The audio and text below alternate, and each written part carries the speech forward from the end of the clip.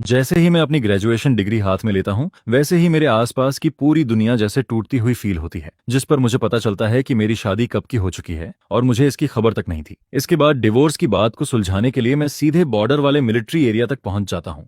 तभी वहां खड़े खड़े मैं थोड़ा कंफ्यूज्ड होता हूँ और तभी एक ठंडी लेकिन साफ आवाज सुनाई देती है, तुम किसे ढूंढ रहे हो? जिस पर मैं सामने देखता हूँ तो एक बेहद पावरफुल ऑनरा वाली वुमन अभी अभी गाड़ी से नीचे उतरती है, जिसे देखकर मैं जवाब देता हूँ, मैं सॉन्ग तन्ह हुआन को ढूंढ रहा हूँ, क्या आप लोग उसे जानते हैं? यह सुनते ही वहां खड़े सभी लोग शॉक्ड रह जाते हैं, क्योंकि सॉन्ग थान हुआन कोई आम इंसान नहीं बल्कि एक फेमस फीमेल कमांडर होती है और वो इस वक्त उसी लड़के के सामने खड़ी रहती है, जिस पर सॉन्ग थान हुआन की आंखों में हल्की सरप्राइज दिखाई देती है। अपनी फोटोग्राफिक मेमोरी की वजह से वो कॉन्फिडेंटली सोचती है कि इतने हैंडसम आदमी को अगर उसने कभी देखा होता तो वो कभी भूलती नहीं, लेकिन उसे उसकी कोई याद नहीं आती। फिर वो शांत आवाज में पूछती है, तुम सॉन्ग ताना हुआन को क्यों ढूंढ रहे हो? जिस पर मुझे बिल्कुल भी अंदाजा नहीं होता कि सामने खड़ी यही मेरी नाम की वाइफ है, और मैं सीधे बोल देता हूँ, मैं उसका हस्बैंड हूँ, उससे कुछ पर्सनल बात करनी है। यह सुनते ही आसपास के लोग तुरंत भड़क जाते हैं, अरे लड़के, उम्र तो तेरी कम लगती है लेकिन बातें बड़ी अजीब कर रहा है, सॉन्ग थान हुआन का कोई हस्बैंड नहीं है, आखिर तुम हो कौन?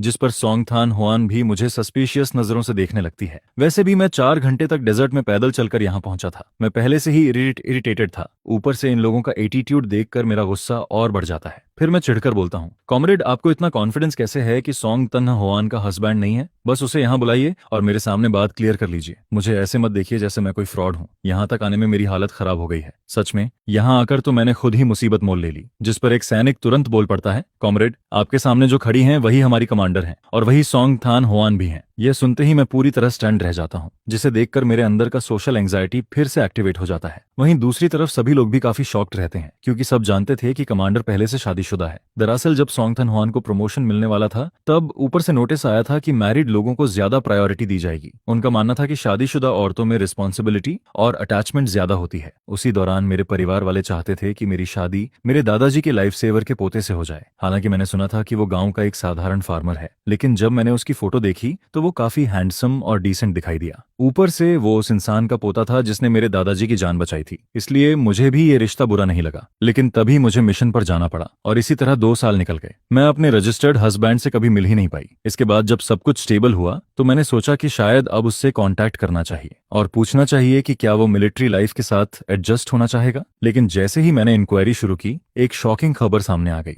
यूनत बाच नाम का आदमी अफेयर कर चुका था। यह बात सुनकर मुझे काफी धक्का लगा। ऊपर से मिलिट्री मैरिज को तोड़ क्राइम माना जाता है। शुरुआत में तो मैंने फैसला कर लिया था कि उसे सजा दिलवाऊंगी, लेकिन तभी खबर आती है कि वो आदमी अपनी लवर के साथ सुसाइड कर चुका है, जिस पर सॉन्ग फैमिली काफी सोच विचार के बाद मामला आगे नहीं बढ़ाती। हालांकि वो औरत बच जाती है और अभी तक जेल में बंद रहती है। यह पूरा मामला पूरे मिलिट्री एरिया में फैल चुका था, क्योंकि एक बार लीडरशिप ने सॉन्ग थान हुआन से उसके फैमिली लाइफ के बारे में पूछा था। उन्होंने कहा था कि वो चाहे तो अपने हस्बैंड को कुछ समय यहाँ बुला सकती है ताकि दोनों का रिलेशनशिप मजबूत हो सके, जिस पर मजबूर होकर सॉन्ग थान हुआन ने सच बता दिया। लेकिन दुर्भाग्य से वहां से गुजर रहे एक मिलिट्री फैमिली मेंबर ने सारी बातें सुन ली और वो इंसान काफी गॉसिप करने वाला निकला। इसके बाद पूरे कैंप में यह खबर फैल गई और अब अचानक एक हैंडसम लड़का सामने आकर खुद को कमांडर का हस्बैंड बता रहा था, जिस पर बाकी सैनिकों को यह सब काफी स्ट्रेंज लगने लगता है। फिर सॉन्ग थन हुआन अपनी सोच से बाहर आती है और सीधे बोलती है, मैं ही सॉन्ग थन हुआन हूँ और मेरा कोई हस्बैंड नहीं है, तुम आखिर हो कौन? जिस पर मुझे ऐसा फील होता है जैसे मुझे कोई क्रिमिनल समझा जा रहा हो। फिर मैं बोलता हूँ, क्या आपको फैमिली की तरफ से भेजी गई लेटर नहीं मिली? यह सुनकर सॉन्ग तान हुआन थोड़ा सोचती है। सच में पिछले कुछ समय से उसे कोई लेटर नहीं मिला था। तभी एक सैनिक बोलता है, कमांडर, सॉन्ग फैमिली वाला स्टाफ बीमार है, वो अभी घर पर पड़ा है। यह जगह काफी रिमोट है, इसलिए रिप्लेसमेंट भी नहीं मिला। उसने कुछ दिनों की छुट्टी ली हुई है, शायद कुछ दिन बाद लेटर पहुंचे। इसके बाद वही सैनिक मेरी तरफ देखकर पूछता है, लेकिन तुम्हें यह सब कैसे पता? जिस पर मैं जवाब देता हूँ, कुछ दिन पहले मैं अपने घर की लेटर चेक करने गया था, साथ ही सोचा था कि शायद जल्दी छुट्टी मिल जाए। तभी मैंने उन्हें बीमार हालत में देखा। घर में उनकी देखभाल करने वाला भी कोई नहीं था, इसलिए मैंने उनके लिए कुछ दवाइयां खरीद दी। फिर सॉन्ग तान हुआन बोलती है, ठीक है, मुझे लेटर नहीं मिली, लेकिन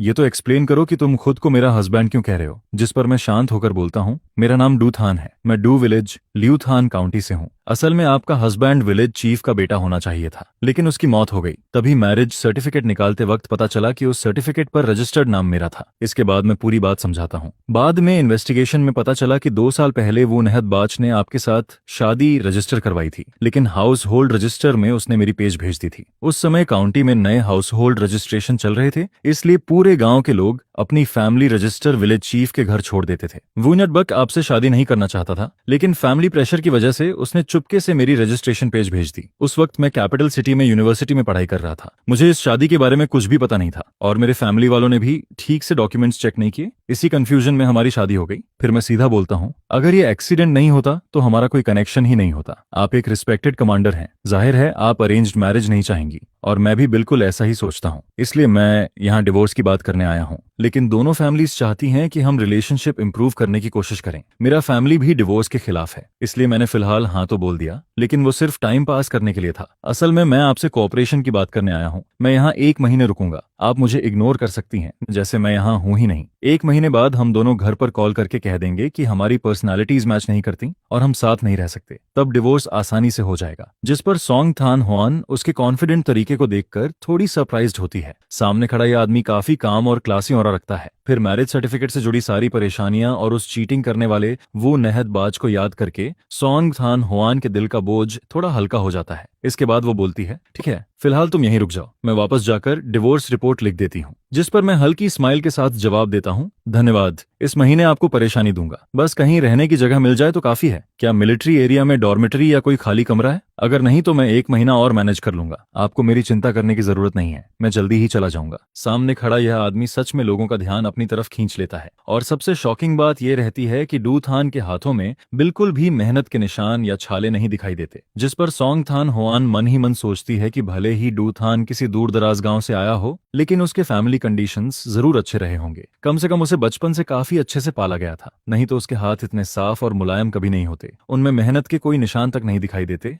इसके बाद सॉन्ग थान हुआन बोलती है, चलो अब मैं तुम्हें मिलिट्री एरिया लेकर चलती हूँ और रहने की जगह अरेंज कर देती हूँ। जिस पर मुझे अचानक याद आता है और मैं बोलता हूँ, वैसे बस से उतरने के बाद मेरा सूटकेस रास्ते में कहीं खो गया। अगर आपको समय मिले तो उसे ढूंढने में मदद कर दीजिएगा। सच कहें तो इतनी दूर सिर्फ एक बैकपैक लेकर आना काफी अजीब लगता, तो असल में मेरा लग्जरी रास्ते में ही छूट गया था। यह सुनते ही सॉन्ग तान हुआन तुरंत तालुआंग से कहती है, तुम पेट्रोल रूट वाले रास्ते पर गाड़ी लेकर जाओ, जहाँ डेजर्ट के अंदर बस रुकती है वहां तक चेक करो, अगर कोई सूटकेस मिले तो उसे वापस ले आना। जिस पर तालुआंग कमांडर की मिलिट्री जीप लेकर सीधे डेजर्ट की तरफ निकल जाता है। वहीं सॉन्ग दान हुआन मुझे साथ लेकर मिलिट्री एरिया की तरफ जाने लगती है। दरअसल तान होई मिलिट्री जोन एक बॉर्डर डेजर्ट एरिया होता है। वहां पहुंचने के लिए अभी भी लंबा रास्ता तय करना पड़ता है और पिछले कुछ दिनों से मैं लगातार ट्रैवल करते करते पूरी तरह थक चुका था। जिस पर जैसे ही मैं पैसेंजर सीट पर बैठता हूँ मेरा पूरा शरीर रिलैक्स होने लगता है। फिर सॉन्ग तानहुआन बोलती है, शायद तुम बस से गलत जगह उतर गए थे, क्योंकि उस जगह से यहाँ आने के लिए पूरा डेजर्ट क्रॉस करना पड़ता है, तभी बॉर्डर चेक पॉइंट मिलता है। लेकिन कुछ मिनट गुजरने के बाद भी उसे मेरी तरफ से कोई जवाब नहीं मिलता। जिस पर वो पलट कर देखती है और पाती है कि मैं सिर एक तरफ झुकाकर गहरी नींद में सो चुका हूँ। यह देखकर सॉन्ग तानहुआन कुछ नहीं बोलती, लेकिन अनजाने में गाड़ी की स्पीड धीमी कर देती है। इसके बाद जीप डेजर्ट रोड पर आगे बढ़ती रहती है। वहीं दूसरी तरफ तालुआंग को मेरा लगजेज भी मिल जाता है। जैसे ही वो मिलिट्री एरिया लौटता है वैसे ही आज देखी सुनी सारी बातें अपने साथी सैनिकों को बताने लगता है और फिर यह खबर आग की तरह फैल जाती है। कुछ ही देर में पूरे कैंप को पता चल जाता है कि कमांडर का हस्बैंड यहाँ डिवोर्स लेने आया है। ये गॉसिप तो पुराने चीटिंग वाले मामले से भी ज्यादा वायरल हो जाती है। शाम के 6 बजते ही दिन का 30 डिग्री टेम्परेचर अचानक 10 डिग्री तक गिर जाता है, जबकि अभी समर सीजन चल रहा था। यहाँ का मौसम सच में बेहद हार्श और अनप्रेडिक्टेबल था। लोगों को लगातार कपड़े बदलने पड़ते थे, जिस पर आमतौर पर फैमिली मेंबर्स जो यहाँ रहने आते वो ज्यादा दिन तक सरवाइव नहीं कर पाते। इसके बाद सॉन्ग तानहुआन मिलिट्री एरिया पहुंचकर गाड़ी रोकती है, लेकिन मैं अभी भी नहीं जागता। जिस पर वो मुझे देखते हुए मन में सोचती है, ये यहाँ पूरा 1 महीना रहेगा, पता नहीं यहाँ की कंडीशंस झेल पाएगा भी या नहीं। तभी एक सैनिक लड़की दौड़ते हुए आती है और बोलती है, कमांडर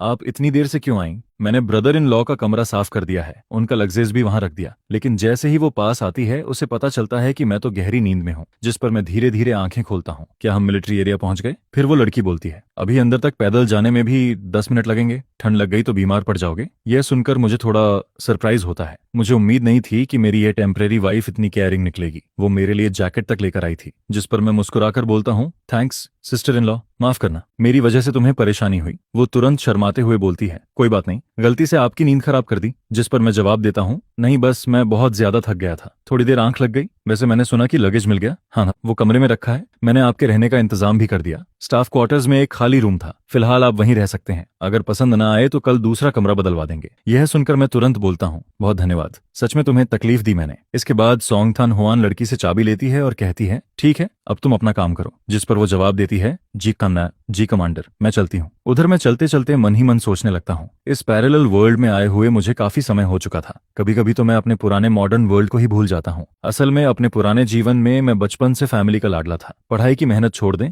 तो मैंने जिंदगी में कभी ज्यादा तकलीफ नहीं झेली थी। मैंने मेहनत करके कैपिटल सिटी की यूनिवर्सिटी में एडमिशन लिया, यहाँ तक कि फैमिली का बर्डन कम करने के लिए पार्ट टाइम काम भी किया। मेरा एक क्लासमेट किसी रिच फैमिली का यंग मास्टर था, उसने इन्वेस्टमेंट करके बहुत पैसा कमा लिया था। तब मुझे लगा था कि मेरी जिंदगी भी अब आराम से गुजर जाएगी, लेकिन किसे पता था कि डेस्टिनी यहाँ मेरे लिए इतना बड़ा ट्रैप तैयार करके बैठी है, जिस पर मैं मन ही मन बस यही चाहता हूँ कि जल्दी से डिवोर्स हो जाए ताकि मैं वापस अपनी आरामदायक जिंदगी में लौट सकूं। सच कहूं तो यह अनजान जगह मुझे बिल्कुल पसंद नहीं आ रही थी। उधर सोंग थान हुआन मुझे लंबी सांस लेते सुनती है, जिस पर वो सोचती है कि शायद यहाँ की खराब कंडीशंस की वजह से मैं अनकंफर्टेबल फील कर रहा हूँ। और सच कहें तो वो गलत भी नहीं सोच रही थी। एक नॉर्मल यूनिवर्सिटी ग्रेजुएट को अचानक पता चले कि उसकी शादी किसी और की जगह हो गई है तो कोई भी परेशान हो जाएगा। भले ये सिर्फ एक्सीडेंट था, लेकिन कानून की नजर में शादी पूरी तरह वैलिड थी और अब इसे खत्म करने का सिर्फ एक ही तरीका था, डिवोर्स। यानी भविष्य में अगर मैं दोबारा शादी करना चाहूं तो मेरे नाम के आगे डिवोर्स्ड मैन का टैग हमेशा लगा रहेगा, जिस पर साफ था कि इस मामले में सबसे ज्यादा नुकसान डू थान का ही हुआ था। फिर सोंग थान हुआन धीरे से बोलती है, अगर तुम्हें किसी चीज की जरूरत हो तो मुझे बता देना, मैं जितना हो सकेगा अरेंज कर दूंगी। जिस पर मैं जवाब देता हूँ, कोई बात नहीं, बस एक महीना किसी तरह कट जाए। इसके बाद हम फैमिली क्वार्टर्स की तरफ बढ़ने लगते हैं। रास्ते में कई लोग सोंग थान हुआन को मेरे साथ ऊपर जाते देखते हैं, जिस पर हर कोई अपने कमरे से सिर निकालकर हमें देखने लगता है। सभी धीरे धीरे गॉसिप करने लगते हैं। मैं तीसरी मंजिल तक चढ़ता हूँ और रास्ते में कई बच्चे भी मुझे क्यूरियोसिटी से घूरते रहते हैं। आसपास अलग अलग खाने की खुशबू फैली रहती है, लेकिन सच कहूं तो मुझे ऐसे अपार्टमेंट स्टाइल बिल्डिंग्स बिल्कुल पसंद नहीं थे। यह जगह किसी कलेक्टिव डॉर्मेटरी जैसी लगती थी। मुझे तो हमेशा प्राइवेट कोर्टयार्ड वाले घर पसंद थे, जहां बाथरूम और टॉयलेट भी अलग हों। इसके बाद सोंग थान हुआन दरवाजा खोलते हुए बोलती है, कमरा साफ कर दिया गया है। फिर वो आगे कहती है, यहाँ का क्लाइमेट अलग है, रात में टेम्परेचर काफी गिर जाता है। तभी एक मिडिल एज्ड वुमन क्यूरियस होकर पास आती है। असल में अब तक पूरे कैंप को पता चल चुका था कि मैं यहाँ डिवोर्स के लिए आया हूँ, इसलिए यह खबर बाहर फैलना तय था। लेकिन अब सबसे ऑकवर्ड बात यह थी कि सोंग थान हुआन आखिर मेरा इंट्रोडक्शन कैसे दे, क्योंकि हमारे बीच का रिलेशनशिप खुद बेहद अजीब स्थिति में था। तभी वो वुमन पूछती है, थान हुआन जरा रुको तो, ये कौन है? जिस पर सोंग थान हुआन कुछ बोलने ही वाली होती है कि मैं सीधे जवाब दे देता हूँ, मैं सोंग थान हुआन का लीगल हस्बैंड हूँ। यह सुनते ही वहां मौजूद लोग फिर से शॉक्ड रह जाते हैं। इसके बाद मैं कमरे के अंदर चला जाता हूँ और सोंग थान हुआन भी मेरे पीछे अंदर आती है। कमरे के अंदर बेड पर मोटा मैट्रेस और ब्लैंकेट पहले से रखा होता है। सब कुछ मिलिट्री ग्रीन कलर में परफेक्टली अरेंज्ड रहता है, जिस पर मुझे तुरंत समझ आ जाता है कि तलवांग शायद यूनिट डॉर्मेटरी से मेरे लिए ब्लैंकेट लाया था। तभी सोंग थान हुआन बोलती है, वो ब्लैंकेट मेरा है, तलवांग उसे मेरी कपबोर्ड से निकाल कर लाया था, लेकिन चिंता मत करो वो साफ है। जिस पर मैं हल्का मुस्कुराकर जवाब देता हूँ, ठीक है धन्यवाद, जाते वक्त मैं इसे धोकर वापस कर दूंगा। फिर वो समझाते हुए कहती है, हर फ्लोर पर पब्लिक वाटर टैप है, बाथरूम नीचे फर्स्ट फ्लोर पर है और अभी इस समय कैफेटेरिया में खाना भी मिल जाएगा। चाहो तो मैं तुम्हें वहां ले चलूं या खाना लाकर दे दूं। यह सुनते ही मुझे सच में भूख फील होने लगती है, जिस पर मैं तुरंत बोलता हूँ, चलो साथ में खाना खाने चलते हैं, वैसे भी मुझे रास्ते याद करने हैं, मैं रोज रोज तुम्हें परेशान नहीं कर सकता। उधर बाहर कुछ औरतें धीरे धीरे गॉसिप करने लगती हैं, अरे कमांडर का हस्बैंड कितना हैंडसम है, सुना है वो यहाँ डिवोर्स लेने आया है, इतना हैंडसम आदमी हो तो दूसरी शादी के लिए भी लाइन लग जाएगी। फिर दूसरी औरत बोलती है, तो आज की रूमर सच थी? जिस पर जवाब आता है, बिल्कुल, अगर वो डिवोर्स लेने नहीं आता तो यहाँ क्यों आता, ऊपर से वो एक आउटस्टैंडिंग यूनिवर्सिटी स्टूडेंट भी है, इतना अच्छा लड़का है, जाहिर है उसके दिल में यह शादी कभी थी ही नहीं। हालांकि ये शादी गलती से हुई थी, लेकिन लोगों को फिर भी मैं और सोंग थान हुआन साथ में काफी अच्छे लग रहे थे। जिस पर कुछ औरतें आपस में बातें करने लगती हैं। कमांडर सोंग का फैमिली तो पूरा कैपिटल सिटी में रहता है, सबके पास स्टेबल जॉब्स हैं और फैमिली कंडीशंस भी काफी अच्छी हैं। वैसे सोंग तन्हा हुआन बस थोड़ी कोल्ड पर्सनैलिटी वाली है, वरना दिल की बहुत अच्छी इंसान है। और उसका वो छोटा सा खूबसूरत चेहरा देखो, अगर वो मिलिट्री में नहीं होती तो बाहर जाकर कम से कम कोई बड़ी सेलिब्रिटी जरूर बनती। फिर दूसरी औरत बोलती है, और सच कहूं तो दोनों साथ में चलते हुए बहुत परफेक्ट लग रहे हैं। वही क्या कहते हैं, टैलेंटेड मैन और ब्यूटीफुल वुमन वाली जोड़ी, जिस पर मैं और सोंग थान हुआन फैमिली क्वार्टर्स से निकलकर मिलिट्री कैफेटेरिया की तरफ बढ़ने लगते हैं। रास्ते में ज्यादातर लोग सोल्जर्स ही दिखाई देते हैं। मैं लगातार मिलिट्री यूनिफॉर्म पहने लोगों को आते जाते देखता रहता हूँ, लेकिन सबसे ऑकवर्ड बात यही थी कि सोंग थान हुआन यहाँ की कमांडर थी, जिस पर रास्ते में मिलने वाला हर सैनिक रुककर सैल्यूट करता और उससे बात करता। वहीं काफी लोग मुझे भी क्यूरियोसिटी से देखने लगते हैं। इसके बाद हम कैफेटेरिया पहुंचते हैं। वहां काफी सारे लोग लाइन में खड़े होकर खाना ले रहे होते हैं। मैं नजर घुमाकर खाने को देखता हूं तो वहां स्टीम्ड कॉर्न ब्रेड रखा होता है, साथ में सिर्फ पोटैटो और कैबेज की सब्जी रहती है और 2 बाउल एक सूप के भी रखे होते हैं, जिस पर सोंग थान हुआन मेरी तरफ देखकर बोलती है, आते तासहार, आज के लिए तुम यही खा लो। अगर तुम्हें कुछ और खाना हो तो बता देना, मैं मौका मिलते ही काउंटी जाकर तुम्हारे लिए ले आऊंगी। दरअसल सोंग थान हुआन बचपन से कैपिटल सिटी में पली बढ़ी थी। उसके फैमिली कंडीशंस आम लोगों से कहीं बेहतर थे। उसने बचपन से काफी अच्छे अच्छे खाने खाए थे, लेकिन बॉर्डर मिलिट्री एरिया में आने के बाद उसे भी यहाँ की जिंदगी कितनी मुश्किल है ये समझ आ गया था। हालांकि बचपन से मिलिट्री एनवायरनमेंट में रहने की वजह से वो इन हालातों की आदी भी थी। उधर मैं अपने सामने रखे एल्यूमिनियम लंच बॉक्स को देखता हूँ और फिर आसपास नजर घुमाता हूँ। वहाँ कई सैनिक बड़े मजे से खाना खा रहे होते हैं और ये बात समझ में भी आती है। आखिर पूरा दिन ट्रेनिंग और मिशंस करने के बाद किसी को भी खाना स्वादिष्ट लगेगा। फिर मैं धीरे से बोलता हूँ, मैं साउथ साइड का हूँ। बचपन से हमारा मेन फूड राइस रहा है। जब फैमिली गरीब थी तब हम ज्यादातर प्लेन राइस पॉरेज खाते थे, साथ में हरी सब्जियां, पिकल या स्टीम्ड एग्स चलते थे। इसलिए यहाँ का खाना ऑनेस्टली मेरे टेस्ट के हिसाब से नहीं है। शायद आज ज्यादा ट्रैवल करने की वजह से भी अब भूख कम हो गई है। जिस पर सोंग थान हुआन तुरंत बोलती है, फिर भी थोड़ा खा लो, अगर नहीं खा पाए तो मैं इसे पैक करवा देती हूँ, बाद में रात में खा लेना। यह सुनकर मैं पहले उसके खाने का हिस्सा अलग कर देता हूँ और बोलता हूँ, पहले तुम अपना हिस्सा ले लो, कहीं ऐसा ना हो कि मैं तुम्हारा खाना खराब कर दूं, मेरे लिए इतना काफी है। जिस पर सोंग थान हुआन हल्का सा सिर हिलाती है। इसके बाद वो अपना लंच बॉक्स लेकर कैफेटेरिया के बाहर लगे पानी के नल की तरफ चली जाती है और मुझे कुछ भी करने नहीं देती। तभी पीछे से एक औरत आवाज लगाती है, लिटिल सॉन्ग, लिटिल सॉन्ग। उसके साथ एक और मिडिल एज्ड वुमन भी होती है। फिर वो मुस्कुराते हुए पूछती है, सुना है तुम्हारे घर से कोई आया है, क्या यही तुम्हारे हस्बैंड है? जिस पर सोंग थान हुआन थोड़ा ऑकवर्ड होकर बोलती है, मामला थोड़ा कॉम्प्लिकेटेड है, बाद में एक्सप्लेन करूंगी। यह सुनते ही वो औरत मुझे ऊपर से नीचे तक देखकर बोलती है, अरे वाह, ये लड़का तो बहुत हैंडसम है। बेटा, तुम कहाँ के रहने वाले हो? जिस पर मैं पोलाइटली जवाब देता हूँ, हेलो सिस्टर, मेरा नाम दुथान है, मैं साउथ साइड से हूँ। यह सुनते ही वो एक्साइटेड होकर बोलती है, साउथ साइड से हो? तभी लोग कहते हैं कि साउथ साइड की मिट्टी अच्छे लोगों को जन्म देती है। यह बात सच निकली। फिर वो हंसते हुए कहती है, घबराना मत, हमारे फैमिली क्वार्टर्स में तुम्हारी उम्र के लड़के बहुत कम हैं। तुम दोनों जब फ्री हो तो हमारे घर खेलने आ जाना। इसके बाद वो सोंग थान हुआन से कहती है, तुम पहले अपने हस्बैंड को लेकर जाओ, मुझे तुमसे बाद में कुछ बात करनी है। जिस पर मेरे पास मना करने का कोई तरीका नहीं बचता और मैं मजबूरी में फीमेल कमांडर के हस्बैंड की तरह उसके साथ आगे बढ़ने लगता हूँ। उधर वो वुमन धीरे से सोंग थान हुआन से कहती है, आज गार्ड स्टेशन से लौटे लड़कों से मैंने तुम्हारे बारे में सब सुन लिया। अब तुम क्या करने वाली हो? मैंने तुम्हें बचपन से बड़ा होते देखा है। 2 साल पहले जब तुमने मैरिज रिपोर्ट सबमिट की थी तब लगा था कि अब तुम्हारी जिंदगी सेटल हो जाएगी, लेकिन पलटते ही इतनी बड़ी प्रॉब्लम हो गई। और आज पता नहीं किसने खबर फैलाई कि पूरा मिलिट्री एरिया जान गया। सब लोग यही बात कर रहे हैं कि डेजर्ट के बीच एक आदमी आया और तुमसे डिवोर्स मांग रहा है। जिस पर सोंग थान हुआन तुरंत बोलती है, यह जरूर ता लुआंग की हरकत होगी। लेकिन वो वुमन सिर हिलाकर जवाब देती है, असल में वो न भी बताता तो कोई और बता देता, ये बात यहाँ फैलनी ही थी। फिर वो थोड़ी सीरियस होकर पूछती है, कुछ बोलोगी भी? इतनी चुप क्यों हो? क्या तुम सच में डिवोर्स लेने वाली हो? पहले ही वो न्यटबाज के चीटिंग स्कैंडल ने तुम्हारे करियर को अफेक्ट किया था। अगर अब डिवोर्स भी हो गया तो क्या तुम अभी भी वापस कैपिटल सिटी ट्रांसफर होना चाहोगी? जिस पर सोंग थान हुआन शांत आवाज में जवाब देती है, मैं कल ही डिवोर्स रिपोर्ट सबमिट कर दूंगी। यह सुनकर वो वुमन शॉक्ड रह जाती है। अरे, तुम दोनों कोशिश तो कर सकते हो। गार्ड स्टेशन वाले लड़कों ने बताया कि दोनों फैमिलीज चाहती हैं कि तुम दोनों रिलेशनशिप इंप्रूव करो। जिस पर सोंग थान हुआन धीरे से बोलती है, वो एक यूनिवर्सिटी स्टूडेंट है। अचानक उसे पता चलता है कि वो शादीशुदा आदमी बन गया है। ऐसे में उसका डिवोर्स चाहना बिल्कुल नॉर्मल है। उसने साफ कहा है कि वो सिर्फ 1 महीने यहाँ रहेगा। यह सुनकर वो वुमन थोड़ा फ्रस्ट्रेटेड होकर बोलती है, तुम भी ना बाकी चीजों में इतनी स्मार्ट रहती हो, लेकिन रिलेशनशिप मैटर्स में बिल्कुल लकड़ी जैसी हो। अब तुम उससे मिल चुकी हो, तुम्हें क्या लगता है? अगर पसंद है तो खुद पहल करो। मुझे तो वो लड़का काफी अच्छा लगा, एजुकेटेड भी है। बाद में हम उसके लिए कोई अच्छी जॉब भी अरेंज करवा सकते हैं। जिस पर सोंग थान हुआन कुछ पल चुप रहती है, फिर धीरे से बोलती है, असल में मैंने शादी सिर्फ इसलिए की थी क्योंकि मेरी उम्र हो रही थी और उसी समय प्रमोशन का मौका भी था। फैमिली ने दादाजी के पुराने साथी के पोते का रिश्ता बताया। मैंने ज्यादा सोच विचार नहीं किया और फैमिली की बात मान ली। लेकिन वो नहदबाज से मिलने से पहले ही मुझे चीट कर दिया गया। मेरा ज्यादातर समय मिशंस और ट्रेनिंग में गुजरता है। उसके अफेयर के बाद मैंने कभी किसी और के बारे में सोचा ही नहीं और अब अचानक मैरिज सर्टिफिकेट में रजिस्टर्ड हस्बैंड के रूप में दुथन सामने आ गया। लेकिन वो सच में काफी ऑनेस्ट इंसान लगता है। उसने साफ कह दिया कि वो अरेंज्ड मैरिज एक्सेप्ट नहीं करेगा और डिवोर्स चाहता है। इसलिए पहले मैं डिवोर्स रिपोर्ट सबमिट कर देती हूँ। अप्रूवल आने तक अभी काफी समय है। उधर मुझे बिल्कुल नहीं पता होता कि ब्रिगेड कमांडर की वाइफ सॉन्ग थान होआन से क्या बातें कर रही है, क्योंकि उसी समय मुझे ब्रिगेड कमांडर के घर ले जाया जाता है, जिस पर आसपास के सिंगल स्टोरी क्वार्टर्स में रहने वाले फैमिली मेंबर्स भी क्यूरियोसिटी में वहां आने लगते हैं। हर कोई बस मुझे देखने आता रहता है। पूरा माहौल ऐसा लग रहा था जैसे न्यू ईयर पर रिश्तेदार किसी नए दामाद को देखने आए हों। हर कोई मुझसे सवाल पर सवाल पूछ रहा था। बिल्कुल हाउस होल्ड इन्वेस्टिगेशन जैसा माहौल बन गया था। तभी कोई पूछता है, सुना है तुम साउथ साइड से आए हो, जरूर गलत बस से उतर गए होंगे। अच्छा हुआ रास्ते में कुछ हुआ नहीं। उस डेजर्ट जैसे इलाके में अगर खतरा हो जाता तो क्या करते? यह सुनकर मुझे अचानक रियलाइजेशन होता है, ओ तो मैं सच में गलत जगह उतर गया था। मैं जल्दी में था इसलिए ठीक से पूछ नहीं पाया।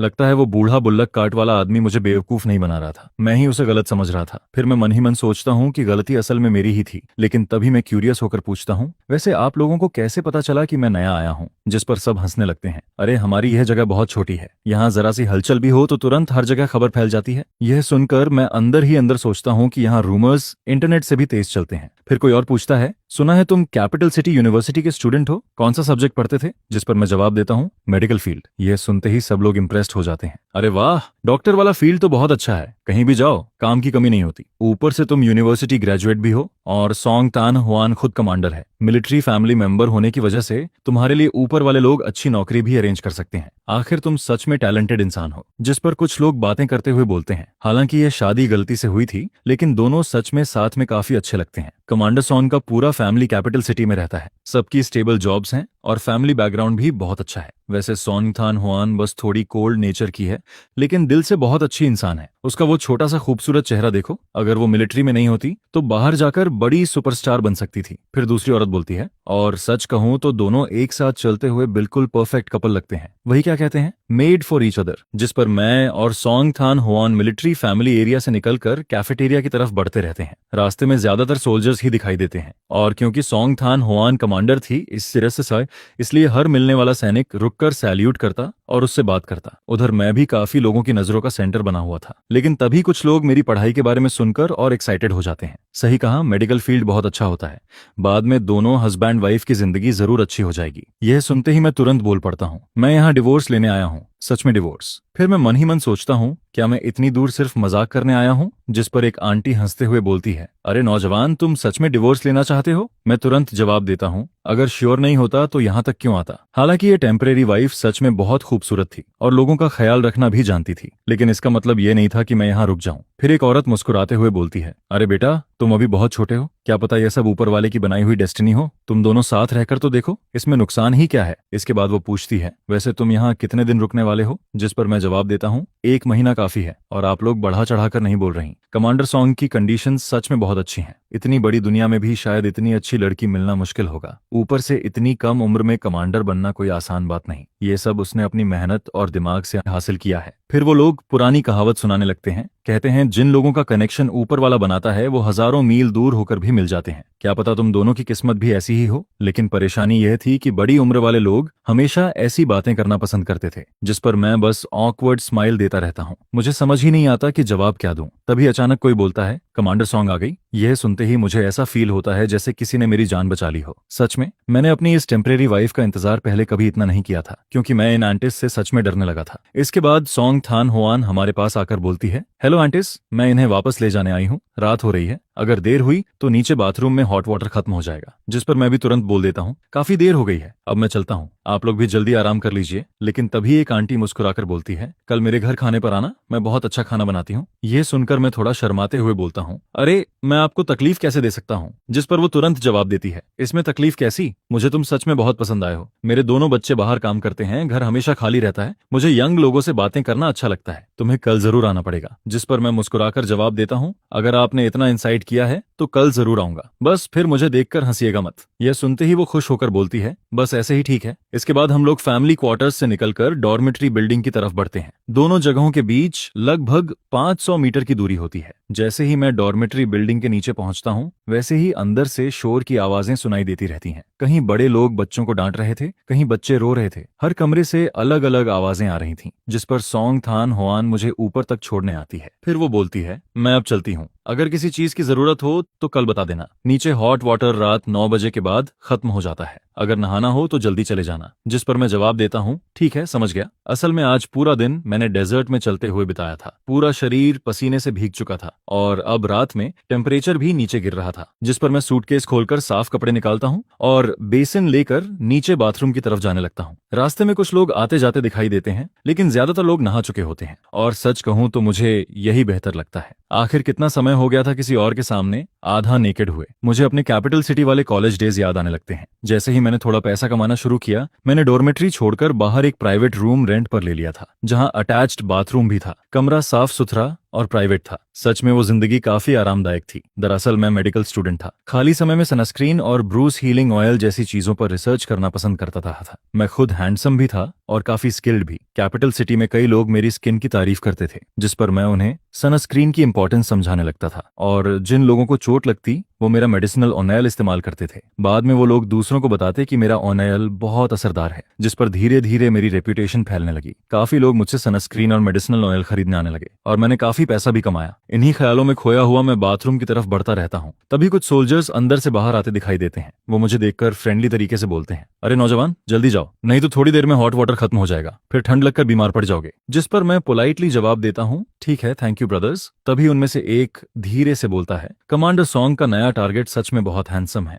यह सुनकर मैं थोड़ा तेज चलने लगता हूँ और मन ही मन सोचता हूँ कि बेहतर होगा कल से खुद ही थोड़ा हॉट वाटर लेकर कमरे में नहा लिया करूं। हालांकि यह थोड़ा ट्रबलसम था, क्योंकि यहाँ शायद बकेट या एक्स्ट्रा हॉट वाटर का इंतजाम भी नहीं था। जिस पर मैं सोचता हूँ कि कल अपनी इस टेम्परेरी वाइफ से इस बारे में बात करनी पड़ेगी। इसके बाद मैं पब्लिक बाथरूम के अंदर पहुंचता हूँ। शायद देर होने की वजह से वहां अब कोई नहीं बचा था। यह देखकर मैं राहत की सांस लेता हूँ। फिर जल्दी जल्दी नहाकर वापस कमरे में लौट आता हूँ और बिस्तर पर लेटते ही कब मुझे नींद आ जाती है इसका मुझे खुद पता नहीं चलता। लेकिन अगली सुबह बर्तनों की आवाज, बच्चों के रोने और लोगों की डांटने की आवाजों से मेरी आंख खुल जाती है, क्योंकि यह जगह बिल्कुल भी साउंड प्रूफ नहीं थी। जिस पर सुबह सुबह ही मेरी नींद खराब हो जाती है। मैं धीरे धीरे उठकर बेडसाइड पर रखा वॉचरिस्ट उठाता हूँ और समय देखता हूँ। क्या अभी सिर्फ 7:30 बजे हैं? यह देखकर मैं तुरंत वापस ब्लैंकेट ओढ़ लेता हूँ और बाहर की आवाजों को इग्नोर करके दोबारा सोने की कोशिश करता हूँ, जिस पर मैं फिर से गहरी नींद में सो जाता हूँ और सीधे दोपहर 1 बजे जाकर उठता हूँ। लेकिन जैसे ही मैं दरवाजा खोलता हूँ, वैसे ही बाहर खड़ी सॉन्ग थान हुआन दिखाई देती है। उसके हाथ में 2 पैक्ड लंच बॉक्सेस होते हैं। उसका ठंडा लेकिन खूबसूरत चेहरा हमेशा की तरह डिस्टेंट ऑरा दे रहा था, जिस पर जो लोग उसे नहीं जानते थे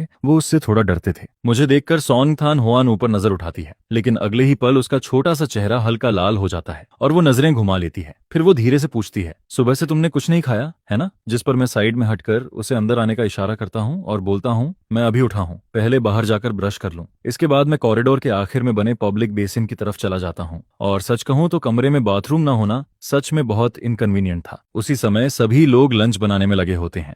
तभी अचानक एक आदमी पैजामाज पहने और टूथ ब्रश लेकर कॉरिडोर में निकलता है, जिस पर नेचुरली सबकी नजरें मेरी तरफ चली जाती हैं। जैसे ही मैं वॉश बेसिन के पास रुकता हूँ, वैसे ही कुछ औरतें धीरे धीरे गॉसिप करने लगती हैं। देखा, कैपिटल सिटी से आए लोग अलग ही होते हैं। उसके पैजामेज देखकर ही पता चल रहा है कि वो महंगे हैं। कपड़ा भी बहुत स्मूथ लग रहा है और उसकी स्लीपर्स भी कितनी अच्छी क्वालिटी की हैं, हमारे जैसी बिल्कुल नहीं। कितना साफ सुथरा लड़का है। लेकिन तभी दूसरी औरत ताना मारते हुए बोलती है, मेरे हिसाब से इसका कमांडर सॉन्ग से डिवोर्स हो जाना ही बेहतर है। लड़का देखने में हैंडसम जरूर है, लेकिन बहुत लेजी लगता है। दोपहर तक सोता रहा, ऊपर से कमांडर को खुद उसके लिए खाना लाना पड़ा। फिर एक औरत बोलती है, हाँ हैंडसम तो है, लेकिन दोपहर तक सोना और लोगों से खाना खिलवाना बिल्कुल किसी कैपिटलिस्ट यंग मास्टर जैसा एटीट्यूड है। ऐसा आदमी कमांडर सॉन्ग के लायक कैसे हो सकता है? लेकिन तभी दूसरी औरत तुरंत बोल पड़ती है, कैसा कैपिटलिस्ट यंग मास्टर? वो तो असली गांव का लड़का है, उसका बैकग्राउंड बिल्कुल क्लीन है। जिस पर पहली औरत शॉक्ड होकर पूछती है, तुम्हें कैसे पता? और जवाब आता है, सैप्थारीता, कल जो लोग ली होंग मे के घर गॉसिप देखने गए थे उन्होंने बताया। जिस पर वो औरतें आगे बातें करने लगती हैं, सुना है उसका फैमिली गरीब जरूर है, लेकिन 3 पीढ़ियों तक सिर्फ लड़कियां ही पैदा हुई थीं।